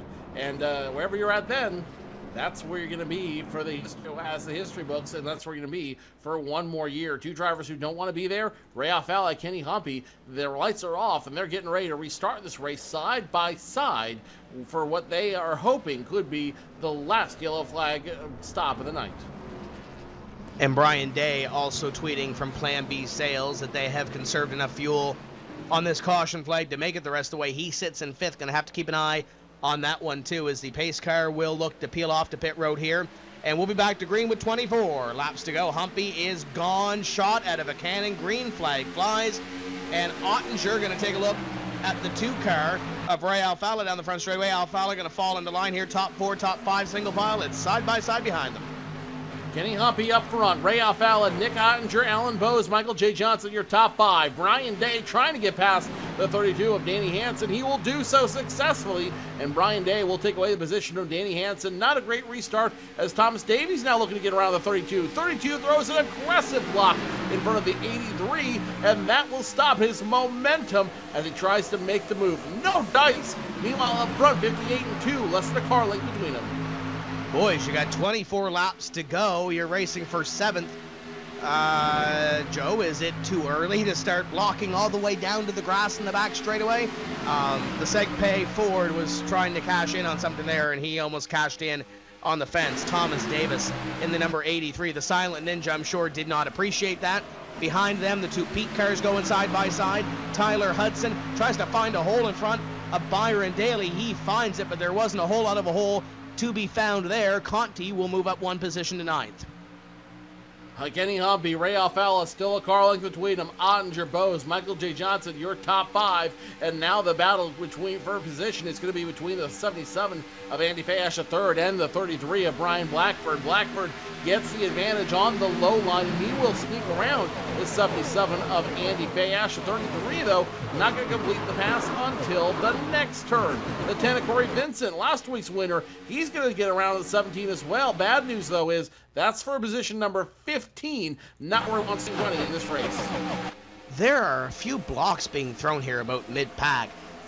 The 57 of PJ Sturgis just put Justin Bolton in the grass down the back straightaway the last lap by, and we have over 20 laps to go in this race.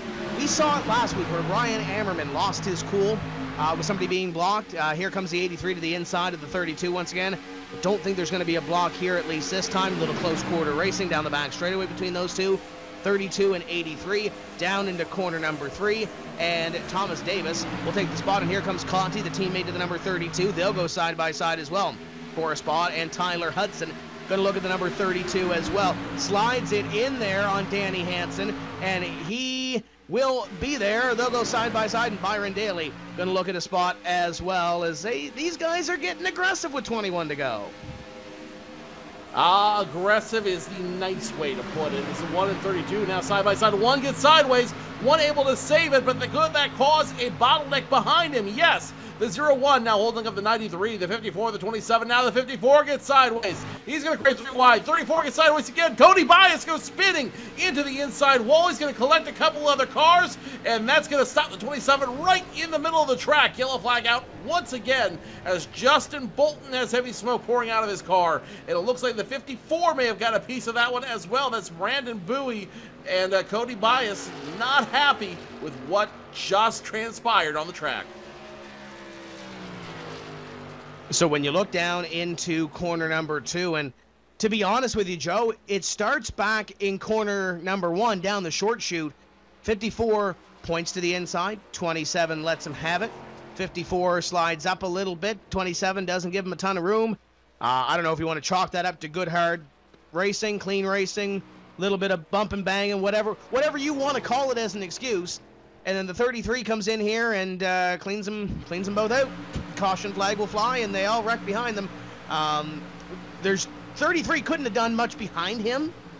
He couldn't have let up. He probably would have got run over, but there wasn't any room there for that 33 to go 3 wide, especially at that point in the corner.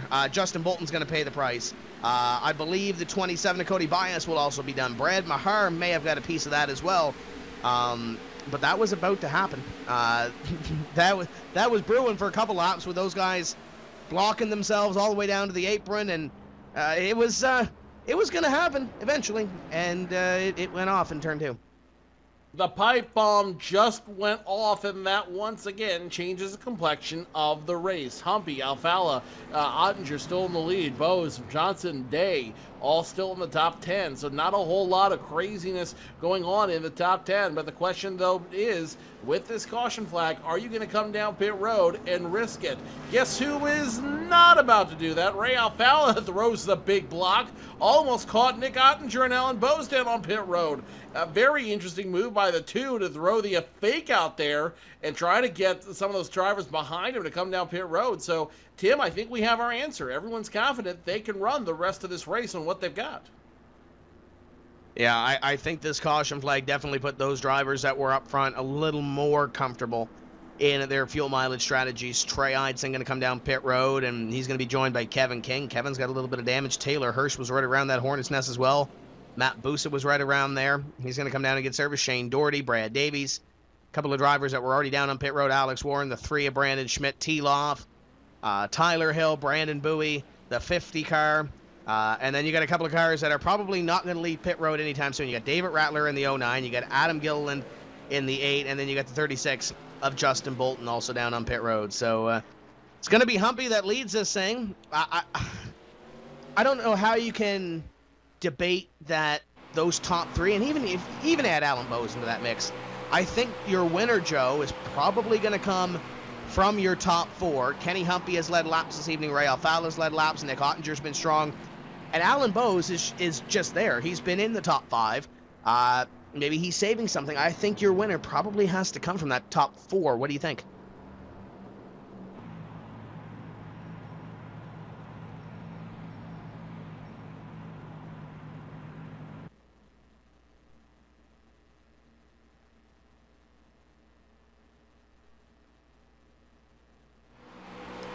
Sorry, but there was the wrong button there, Tim. What I was about to say is you're absolutely right. You have 4 guys who have all won in this series. You have 4 guys who are accomplished in this series. Kenny Humpy, your leader. Ray Alfalla, the 2-time champion. Nick Ottinger, a perennial winner in the NASCAR Peak Antifreeze Series, looking for his first win this season. And Alan Bowes, a 21, who's looking to add on to his first win ever this tonight here at Indianapolis. So it wouldn't surprise me if the top 4 came out of one of these drivers. I think the biggest question though is, does anybody have enough to compete with Kenny Humpy or Ray Alfalla? And more importantly to that, Tim, will time be on their side in the form of yellow flags? Well, I think with the sense of urgency that those guys have shown, it's kind of hard to think this race is going to go green the rest of the way. That might be the easiest way to put it, Joe. 17, when they come back here, will likely go green with 16 laps to go. And when the guys from back half of the top 10 on back are racing like it's the last lap and the start-finish line is on the back straightaway and you just restarted on the front straightaway, there's I think it's going to bring itself to a couple of more incidents here. Guys are going to push their way through, and we got guys right now that are having great runs. Danny Hansen's in the top 10. Michael Conti's in the top 10. Thomas Davis is in 7th.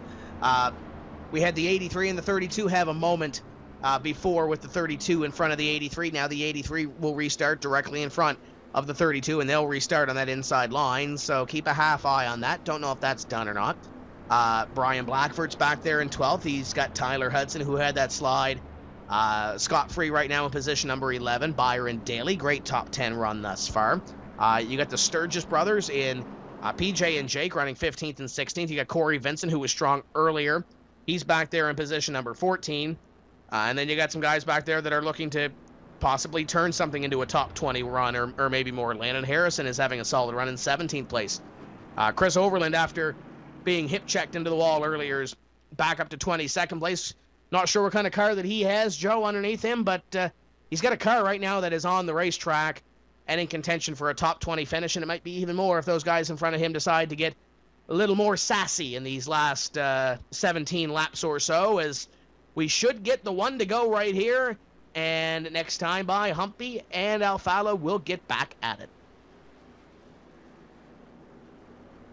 That they will, Tim. That they will. Lights do go off this time by, so when we go back to green flag racing, it will be a 16-lap soiree. Kenny Humpy, Ray Alfalla, positions 1 and 2 on the field. Behind them, Nick Ottinger, Alan Bowes, Michael J. Johnson, your top 5. Brian Day, Thomas Davis, Michael Conti, Danny Hansen, and Byron Daly, your top 10. Tyler Hudson, Brian Blackford, Andy Fayesh, your 3rd. Corey Vincent, PJ Sturgis, your top 15. Jake Sturgis, Landon Harrison, Benjamin Burmeister, Stephen Gilbert, and Casey Tucker, your top 20. Only 33 cars remain on the lead lap, the last of those being the 24 of Nathan Wise, and a handful of drivers done for all intents and purposes for the evening. They include Patrick Crabtree, Ryan Lowe, David Rattler, Alex Warren, Adam Gillen, Brad Mahar, and possibly Cody Bias joining that list as well. See a couple more joining the conversation on Twitter. Sam Cooper Bennett tweeted, "There it is. Cautions are breeding cautions again. Hashtag NPass." Joe, we've said it before. I think he hit the nail on the head. And I don't know if the cautions that we just had are done breeding more yellow flags. We'll find out here in the remaining 16 laps of this race. Kenny Humpy closing in on another win. It would be his first win at the Brickyard if he can hold on to the victory. Ray Alfalla is looking for his 3rd win at Indianapolis in the last 4 seasons. If he can put that car into victory lane, I know he's got the Wendell Scott Foundation watching. We'll see if they can cheer Alfalla on to a victory. Pace car going to peel off to pit road right here, and Humpy in command of the field. A little bit slower, here they come now. Green flag flies, and we are back underway. 83 pushing the 39 down the front straightaway, and the 05's got the nose underneath the 2. But the biggest surprise of the race so far, Kenny Humpy back in position number 1. Alfalla's going to try to fight on the outside. He will do that. Ottinger 3rd, Alan Bowes 4th. And like you predicted, Tim, top bar starting to break away the rest of the field. Here goes Brian Day, the 4 machine. Gets hip checked into the wall. The 89 goes around. Handful of cars go scattering. That could be the big one. Brian Day goes spinning with 16 to go. Tim, we didn't even get a full restart before we saw another caution flag. Yeah, I don't think that was the big one per se with cars being involved, but I know Casey Tucker got I think punted the 66, the 89 gets involved, 22, 37. There's a half dozen cars with at least some sort of damage to their race cars that they're going to have to come down pit road to massage. But it started with the 4 and it started with the 39. And Joe, from first glance, it almost looks like what had happened with the 4 and the 39, or 4 and the 47 before. The 39, Michael Johnson goes down into the corner, grabs a little bit of apron, and gets up into the 4, and the 4 ends up going for a spin, gets collected by the 10 and a couple of others. But I don't know. I think there might have been a little more room to operate on the inside of the 4 than there was on the inside of the 47 on that earlier caution. But nevertheless, the 39, the inside car in this case, once again, does clip the apron, slides up, car on the outside goes for a spin.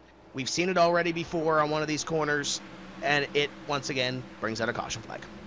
7 cars, Tim. 7 cars involved in that incident that I'm counting. Maybe a couple more out there, but at least 7 cars walking away with some damage. Brian Day, the worst of them, as he gets punted.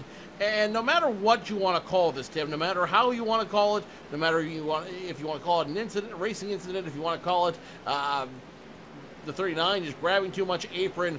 The truth of the matter was both drivers were racing very aggressive on the field. Both racers were doing everything they could to fight as hard as they could out there on the field. Now the 39 and 4, they were just in the wrong place at the wrong time, fighting as hard as they could, and the 4 is going to be the recipient of the push that time, and that's going to end his night. But Tim, I don't want to be the officials of this race. I don't want to be in the Little Red Hauler, because I've got a feeling the Little Red Trailer is going to be a very, very busy place, not only immediately after this race, but in the hours and hours after this race as well. Let's step away for just a few moments' time, and we'll bring you back to the finish of this race, the Indianapolis Motor Speedway, round number 11 of the NASCAR Peak Antifreeze Series. Don't go away.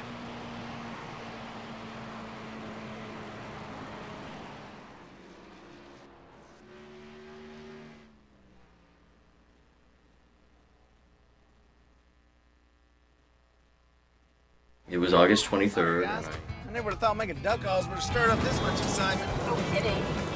Got him coming up here. Shortcut time! That's what I'm talking about. You sure this is a good idea? Oh, yeah. I got this. I can't guarantee how this will end, but Pete can guarantee your radiator for life. Introducing the Peak Run True Guarantee. Check it out at peakguarantee.com.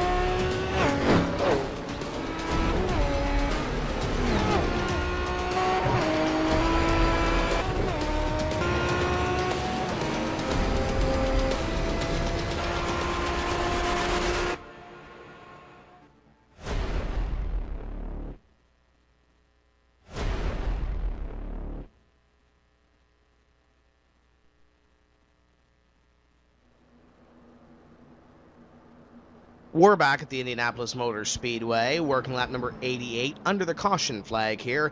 Slow second half to this race, Joe. A lot of cautions coming out here, and we were looking at the replay of that last one under the commercial break that we had, and I don't know if Steven Gilbert missed his brake pedal or he just didn't hit it.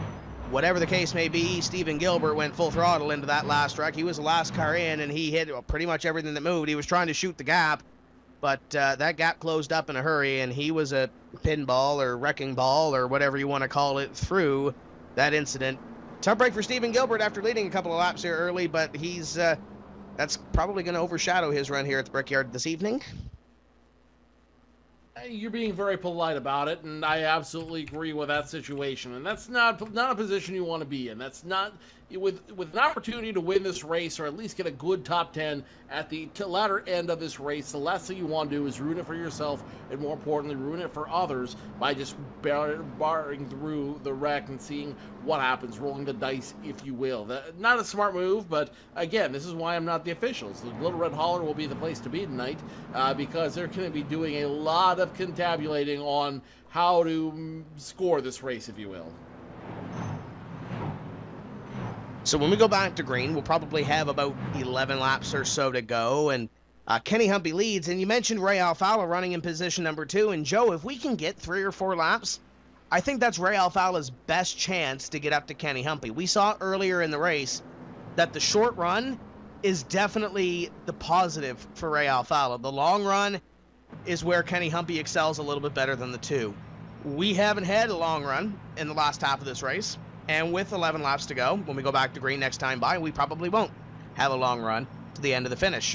Knock on wood, we could go 11 laps to the end of this one, but the way this race has played out tempo-wise in the last 20 or so, we might not be done seeing our last caution flag. If this thing goes green to the end, Ray Alfala probably has a great opportunity to, if not keep Kenny Humpy in sight, but possibly have a shot at winning this race.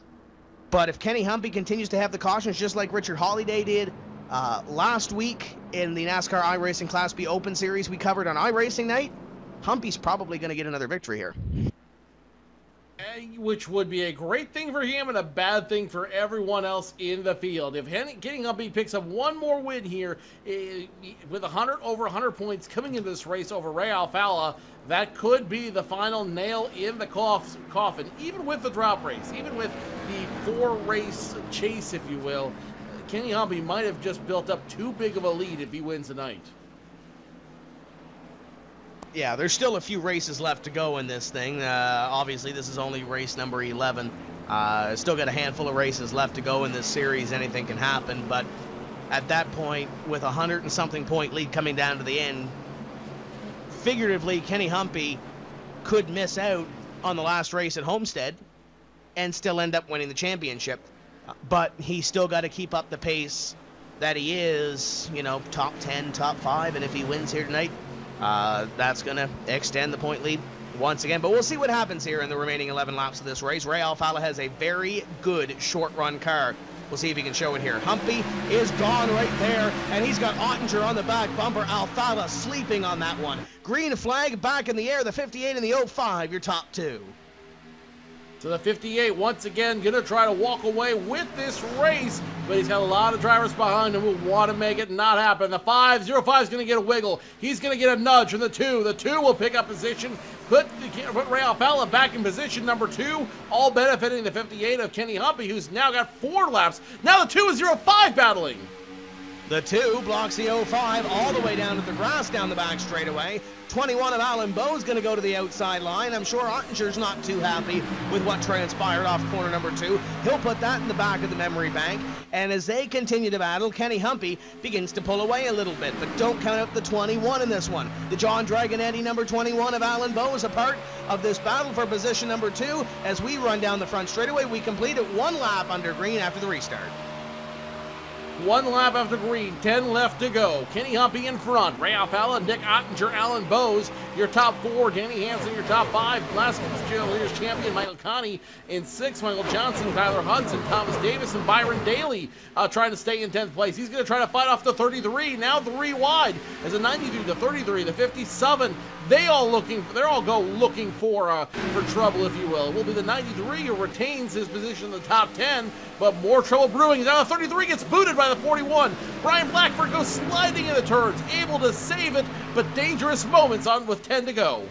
Nice save by the 33 of Brian Blackford. He's going to lose a couple of positions, but it will keep us under the green flag. They're trying to wreck back behind them. The 93 and 57 are side by side here for position number 10 as they continue to go at it. Looks like the top few, Joe, have this thing figured out. It's those guys out back if they can keep it straight for the remaining 9 laps.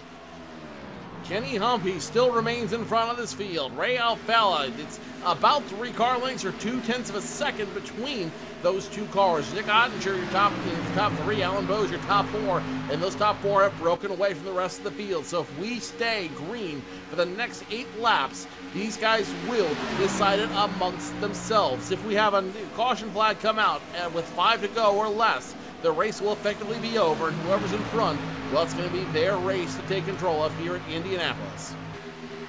But if the flag does come out within the next 3 laps or so, I'm thinking we're in for a wild restart. Top 4 have broken away from the rest of the field. It is Danny Hansen holding off his teammate Michael Conti at position number 5. Thomas Davis, Michael Johnson, Tyler Hudson, also a part of the top 10 at this point, with PJ Sturgis completing your top 10 as they run through the short chute and look towards corner number 2 and down the back straightaway. Taylor Hurst and Andrew Fayash III is the first side-by-side battle here, and that is at 14th.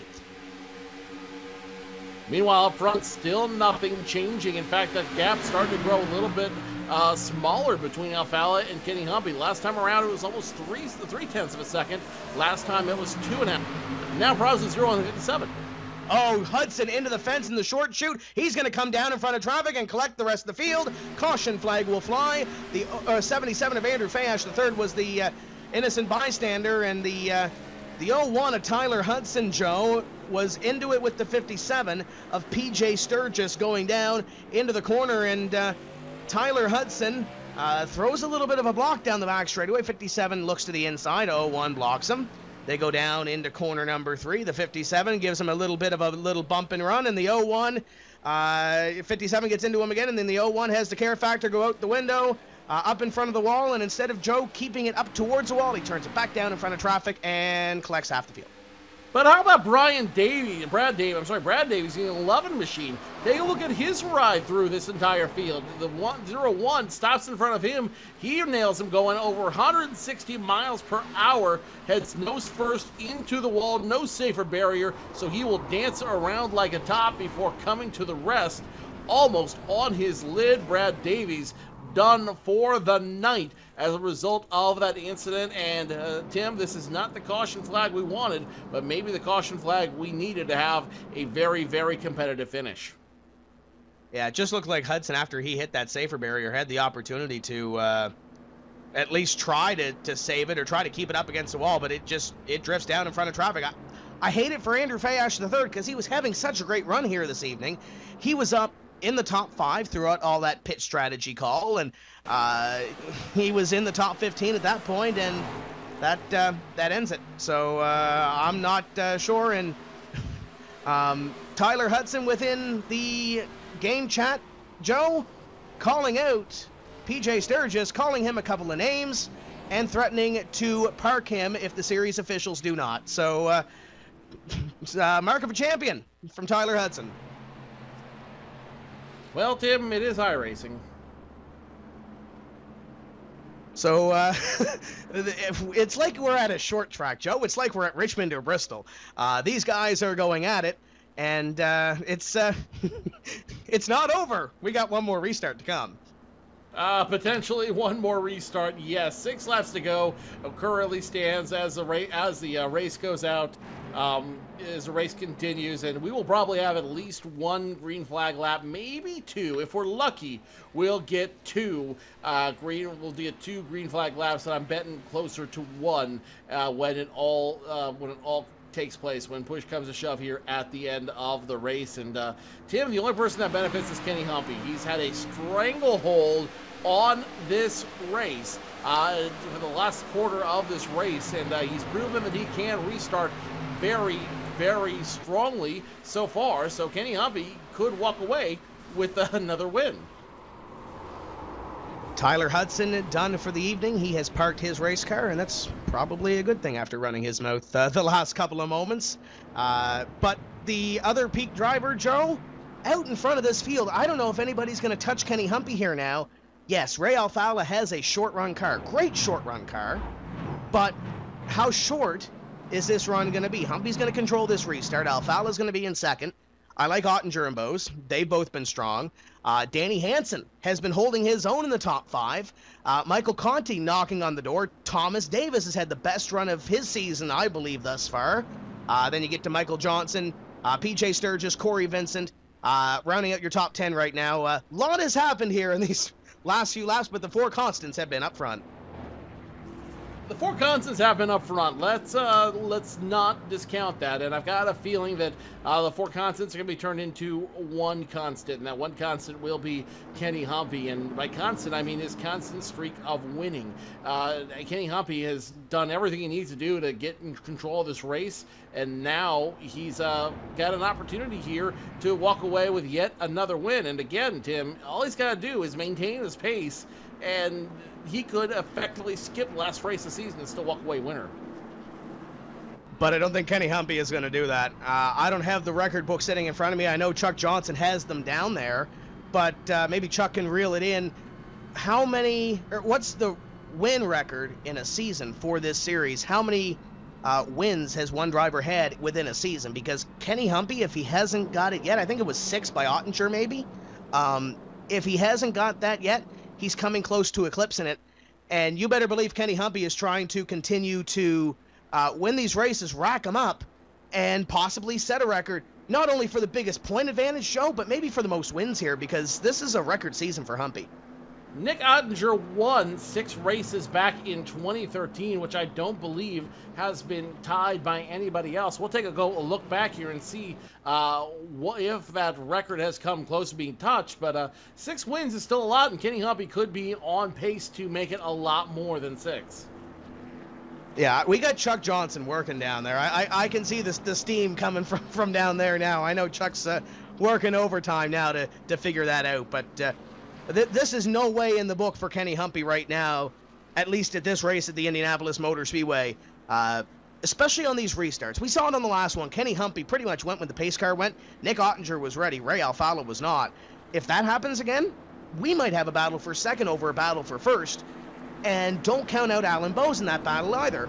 Alan Bowes has won a race this season. He knows how to get to victory lane, and he might get one more here. We're going to have 3 laps to go, and we'll have to see whether it's 3 laps under green or it's less than that under the caution flag. We'll see what happens here. I think those guys at the back, we've seen a 3-lap run there. We might try to see one here to close off this race. A very exciting race at that at the Indianapolis Motor Speedway.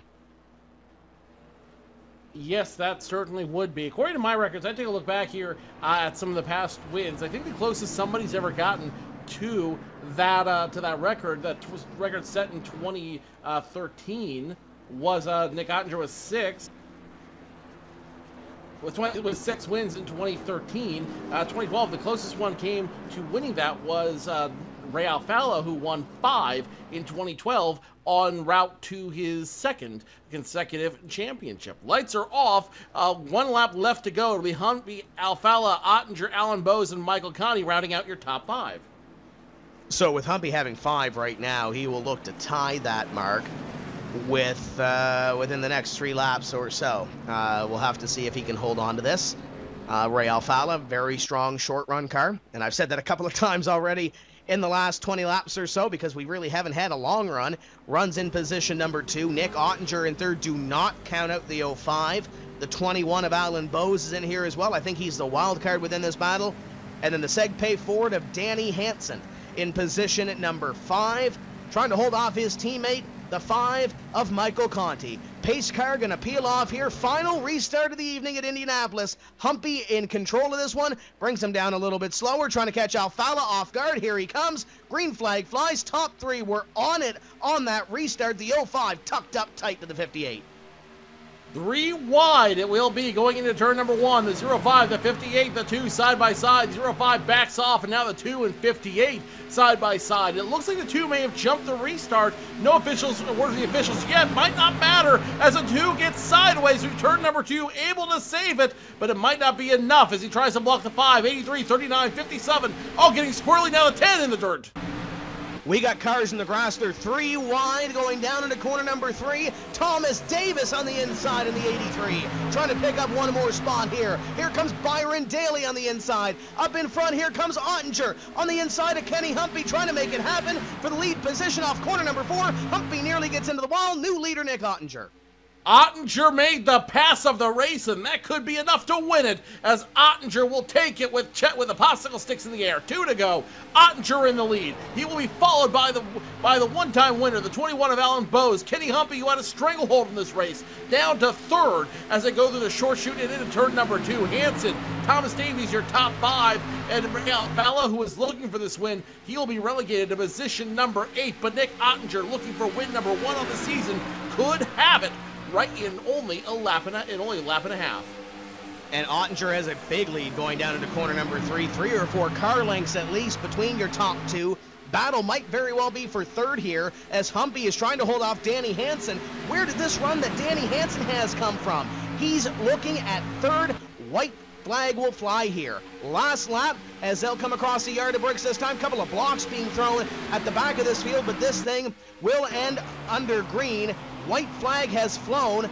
Ottinger in the 05, gonna try to come back here for the win at the Brickyard. Alan Bowes in position number 2, but he's got Kenny Humpy on the back bumper looking at the John Dragonetti number 21. Can Kenny Humpy take position number 2 away? It's Hansen holding on to 4th. Thomas Davis in position number 5. Great run for the 83, but as they come through 3 and 4 for the final time, through the short chute, Nick Ottinger in the Ream Camry through corner number 4. He'll come up to the front straightaway. He'll see the checkered flag in sight, and Nick Ottinger, late race pass, is going to go to victory lane at the Indianapolis Motor Speedway. Round number 11 goes to the 05. Second going to belong to Alan Bowes. Kenny Humpy will fall to third. What a run for Danny Hansen in 4th. Thomas Davis in 5th. And Hansen's teammate Michael Conti is going to come home in 6th. Great run for those drivers from the drill aisle. Nick Ottinger looking to break the streak of bad luck. He's going to be able to do it this time around, and what an incredible win for Nick Ottinger. Nick Ottinger has never won here at the Indianapolis Motor Speedway. He's not won here all season, and now he's getting the congratulatory bump from the 2 of Ray Alfalla. It looks like this 5 is going to give him a little love as well, and here comes the 34. A lot of guys cheering on Nick Ottinger tonight, and it was a win well deserved for Ottinger. Made the move out of nowhere, and you want to hear a guy who's about to be really excited that he was able to pick up the win tonight. Just listen to the interview afterwards, because the 05 is going to be on fire when it's all said and done.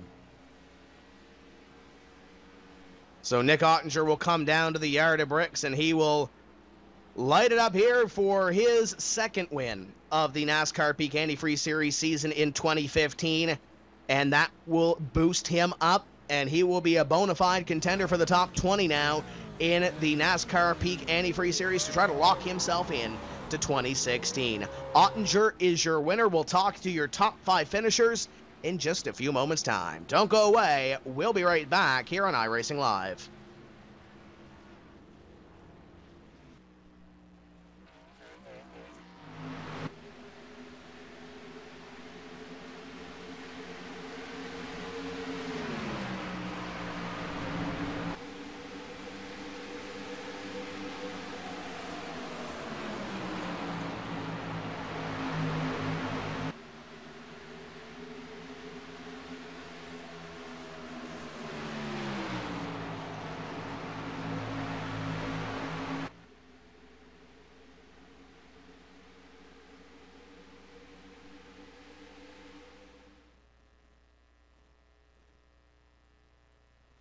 Sorry, guys.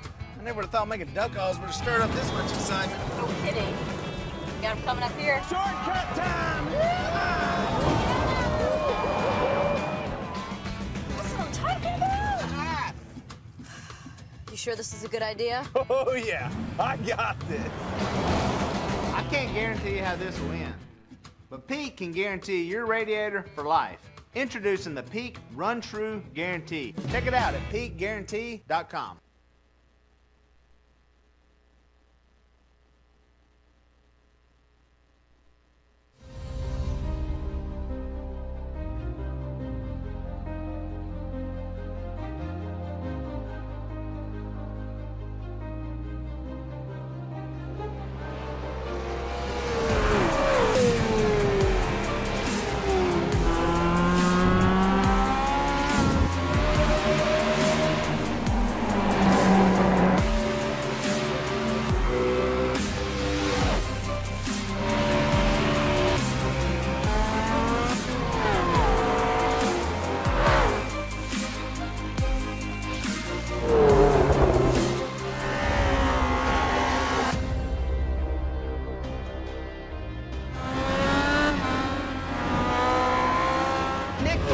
what a move. Truex in the outside, contact made. 56 slides it in at 4. Who's going to be at the stripe? Dead even, give it to Ryan Truex. Truex is your winner over Tandy.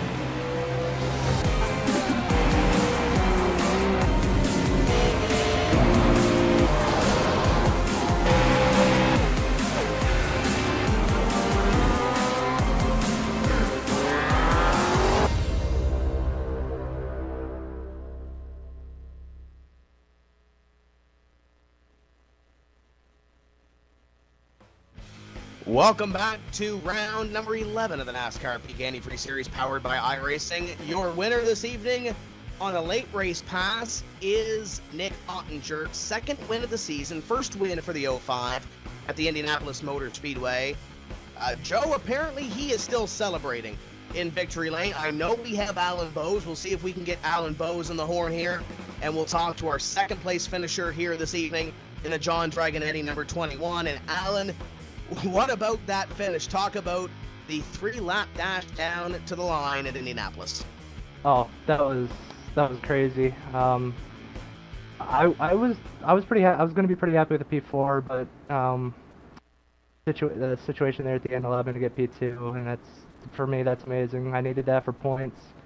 I can't thank Dustin Lingard enough this week. He put so much time on the setup, and it was so fast on the straightaways, and it showed in qualifying. Once we qualified P7, it was easily the best run I've had in a while.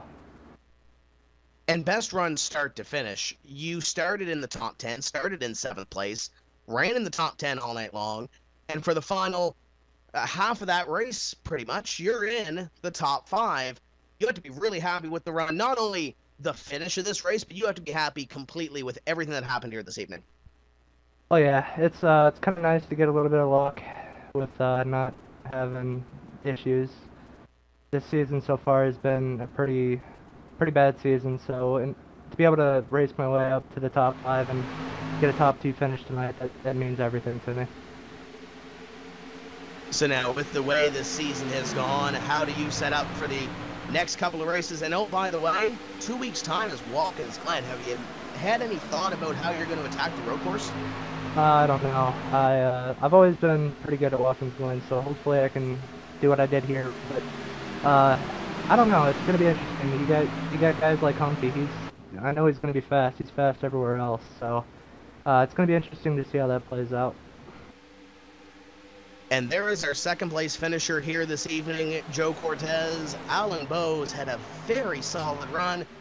Never fell out of the top 5 for a whole lot this evening, but he is going to come home with a second place finish too. The driver who takes his second win of the season, it's Nick Ottinger. Joe Cortez, you're in victory lane. Nick Ottinger, you finally broke the curse there, buddy. You found your way into victory lane. Not a moment too soon. How does it feel to add this as your third consecutive season you've had at least one win? It feels awesome, man. Especially one win like that, racing against Kenny. He's been so good this season. It feels awesome, man. I mean, we put a lot of hard work in this. A lot of these teams do, including our team. And I circled this one ever since last year when we raced here. I circled this one back on the calendar because we had such a good car last year, and just let that one slip away to my undoing. But I didn't want to do the same thing again this year. So I mean, it feels great, man. It's a lot of hard work by this team, and they do their best to give me a good car. So it feels really good. Nick's your first win at the Brickyard. Emotional connection for you at all? Yeah, especially from last year, like I said. I mean, I just made a mistake off turn 1 and last year and just cost us that race. I almost had the same thing happen. I think Ray got into it a little bit, and I had to gather it back up, and then just didn't have to let the race restarts. I mean, it feels really good to win, though. I mean, our ring camera was so good. Once we got 5 laps to 15 on the tires, and late race restarts, I was getting a little push in turn 1 and 2, and I couldn't really do much there until after a few laps we get on a restart. So, I mean, it was good racing. I mean, it was crazy, to be honest. I had to make Kenny drive hard in turn 4, knowing he was going to drive hard, and I had to do the same thing myself. So, I mean, it was a good race. been a tough season for you, Nick, but you finally get to win in the books. I believe it's your 4th consecutive season that you've had at least one win. At this point, what's the plan for you and the rest of the Gale Force team as we look forward to the last 6 races of the season? Well, for myself and the 05 team, it was just getting back in the top 20 for a while, and finally, then it changed to let's get some wins and we fall wherever we are in points. But I know we're good enough. Our whole team is at Gale Force Racing. It's good enough to get to top 20 and finish top 5, 10 every single week. And like I said, it takes a lot of hard work, but I think we can continue it. These flat tracks we've always been good at GFR, so I wish there was more, but it is what it is there. But we also had a foundation we recently partnered with, TeamFastTracks.org. Pretty good to partner with them. It's a good honor. I know we got a good buddy of mine, Paul Matson, who's a service member too. So I mean, it's a good foundation if you guys can check them out. We finally got a victory late when they come on board too, so I'm happy with that. That is Nick Ottinger, elated to finish first here tonight at Indianapolis Motor Speedway. Let's see who else we can grab here on the horn. Tim, I think we got Kenny Humpy. I think we got Kenny Humpy, driver the number 58, and Kenny, you probably don't want to talk about this, but we're going to talk about it anyway. Went into lap 98 as the leader. You came out lap 98 as third. Let's talk about that last restart there to end this race. Yeah, Ray had a pretty good restart on the outside there. I was kind of surprised he was able to stick up with us there, getting into 1, and that kind of just hurt our momentum, through 1 and 2. And I think we made contact actually in 2. I don't know exactly what happened there. I went back and watched, and it just kind of hurt the momentum down into 3, and I overshot 3 getting in, and it kind of threw the race away. But in the end of the day, we still had a pretty good points day, so can't be too disappointed about it. Would sure have liked to get another win, but to see someone else like Nick win, and we were working with him there on the last restart, so I got to thank him too, for just working with me there, and he did an awesome job and was able to drive by. The 2 car looked really good on the shorter run, but especially in the first half of this race when we did have long green flag runs, this 58 looked like a rocket ship. Yeah, I definitely think we had a really good car. I was really skeptical when we were working on it throughout the week. I thought we were just way off. It didn't feel very good, but for whatever reason in the race, it came alive. And all the guys on the team, I got to thank them. Justin Bolton and Cody Bass, they put a lot of time into it, and it worked out for the best. And tonight, we actually had a pretty decent car. I think, like you said, Ray had a really good short run car, and Ottinger and everybody else had a pretty decent long run car. But I think there was a few that in the back that really never made their way to the front that maybe were just a little bit quicker. But to finish third with the Peak Chevy, it's a really good night. Now, you talked about a good point night, but in 2 weeks' time, we are going to go racing at the Watkins Glen Road Course. How is your road game compared to your oval game? It's hit or miss. I have a lot of speed on them, but speed isn't everything on a road course. You got to be able to keep it on the track, and that's one of the things that I kind of been lacking at. I can run good laps, but keeping it on the track for, I think it's 45 laps we got to go there. So, it's going to be a fun race. I love doing the road courses. I think it's something good for the series to be able to, go to both tracks and have to do both sides of the thing. But, I'm sure all of us on the team will come up with something good, and hopefully my spotter golf there can keep me on the track the whole night. And that's Kenny Humpy, the Peak Chevrolet, coming home with position number 3. And Joe, he's likely going to extend that 100-plus point lead a little bit more after we leave this Indianapolis Motor Speedway. You've caught up with a guy that had one heck of a run here this evening. It's the Segpay Ford of Danny Hansen. Danny Hansen qualified 42nd. He qualified shotgun on this field as a revisional, finishes 4th tonight. And Danny, let's just talk about that fact. You started at the very tail end, and you had a shot to win this race. Yeah, don't even ask me how that happened, because I'm not sure exactly how we got up there. I ran a decent lap in qualifying, but got the right rear in the wall off 4. Didn't count my lap. I think it would have put us 12th, but really, the car, we struggled with it. Loose early, tight late. And most of the race we just run in 30th, trying to keep a level head to put us in a position to get a decent finish. But fourth was definitely unexpected. Walk us through those last set of restarts, especially when the yellow flag started coming out. Was there ever any doubt that you guys were going to have as good a finish as you ended up having? Or number two, did the opposite happen where you just said, all right, we've got a great opportunity to do something here. Let's make it happen? Really how it happened is we were trying to, myself and Conti didn't have the greatest cars, and we were trying to play a field strategy to get a decent finish out of it. And when that whole fiasco happened with them extending the caution, we kind of pitted there. And with the caution starting to come on, people pitting ahead of us, we took advantage of the track position. And then, the race at the end just kind of really short runs, and that's what we needed. If we had a long run at the end, we would have been setting ducks. We both didn't have long run speed. That's just sometimes how it works out. Big top five here at the Brickyard with 6 races left to go. How does this change your outlook for the rest of the season? I mean, we're still pretty slow overall. We still got to find what all the other teams have found, obviously, this year. But Watkins Glen's next week takes a little bit less setup, a little more driver expect to. Hopefully, at least get a top 10. I know my teammate Michael Conti is expecting a little more out of next week, but yeah, we found a few things, and we'll carry that into next week and see where that gets us. Danny Hansen finishes 4th tonight after starting at the very tail end of this field, walking away with a great finish here at the Brickyard. Tim Terry is caught up with our 5th place finisher, I believe, Thomas Davis. Thomas Davis finishes in position number 5. And Thomas, I'm sorry we had to pull you away from your post-race meal. What are you eating after 100 laps at Indy? I'm doing a little beef jerky here. I got to get ready for work. Don't really have much time.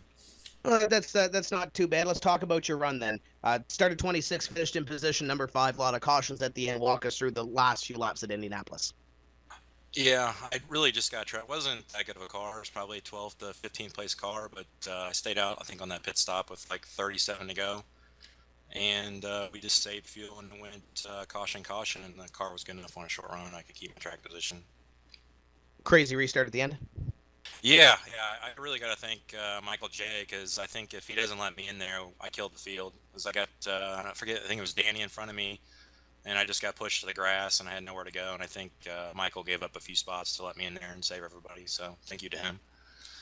Before we let you go here this evening, I know you missed a couple of races, but you do not have to drop a race. You came in 32nd in the point standings. Is the top 20 still a goal for you? Can we make it up into the top 20 to lock ourselves into the series for next year? I think it'll be a stretch. I'm probably just looking to get good finishes and gain some respect going into the Pro Series, because I think I just took a look at it. I'm like 60 points out, so that'll be tough to make up on 20th. It is Watkins Glen next week. We'll see you there. That's Thomas Davis, driver of the number 83, and I know Joe, he's got to head out to work, so we'll make that one short. Final thoughts here this evening from the Indianapolis Motor Speedway. Lots of green at the start, a lot of excitement, a lot of sparks flying at the end of that race, and a couple of guys upset, and there's a couple of guys that are really happy to be where they finished, and Nick Ottinger had to earn that one.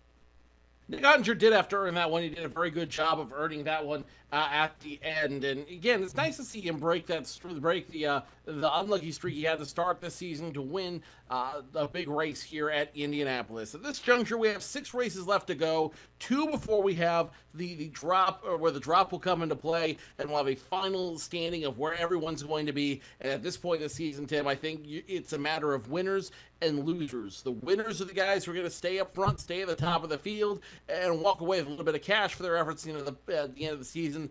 The other half of the field are going to be fighting to be in that top 20 to get that automatic invite back into 2016. At this point, everybody wants to be the winner. Nobody wants to be the loser. And Tim, I think we're going to start differentiating that in 2 weeks' time, when we go racing from Watkins Glen.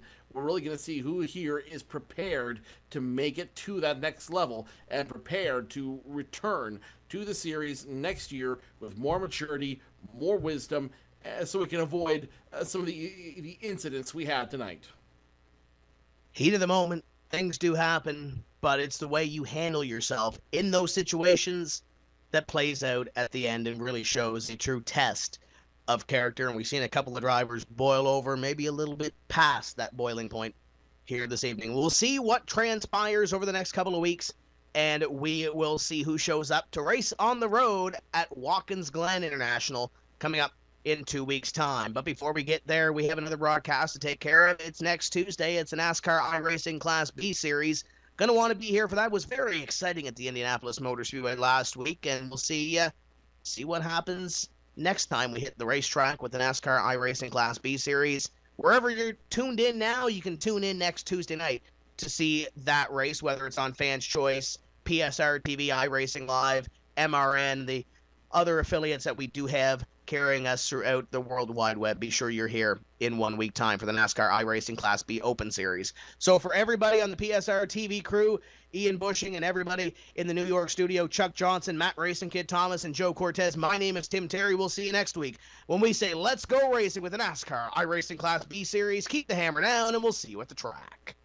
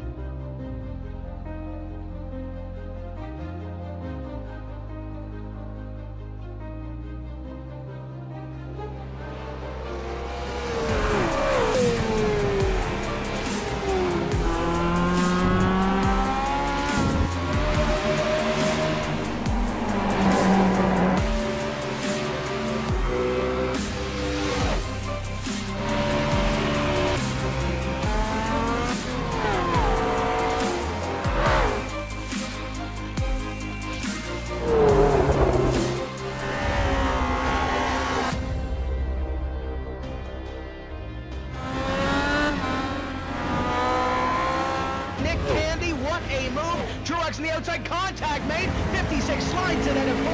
Who's going to be at the stripe? Did even give it to Ryan Truex. Truex is your winner over Tandy.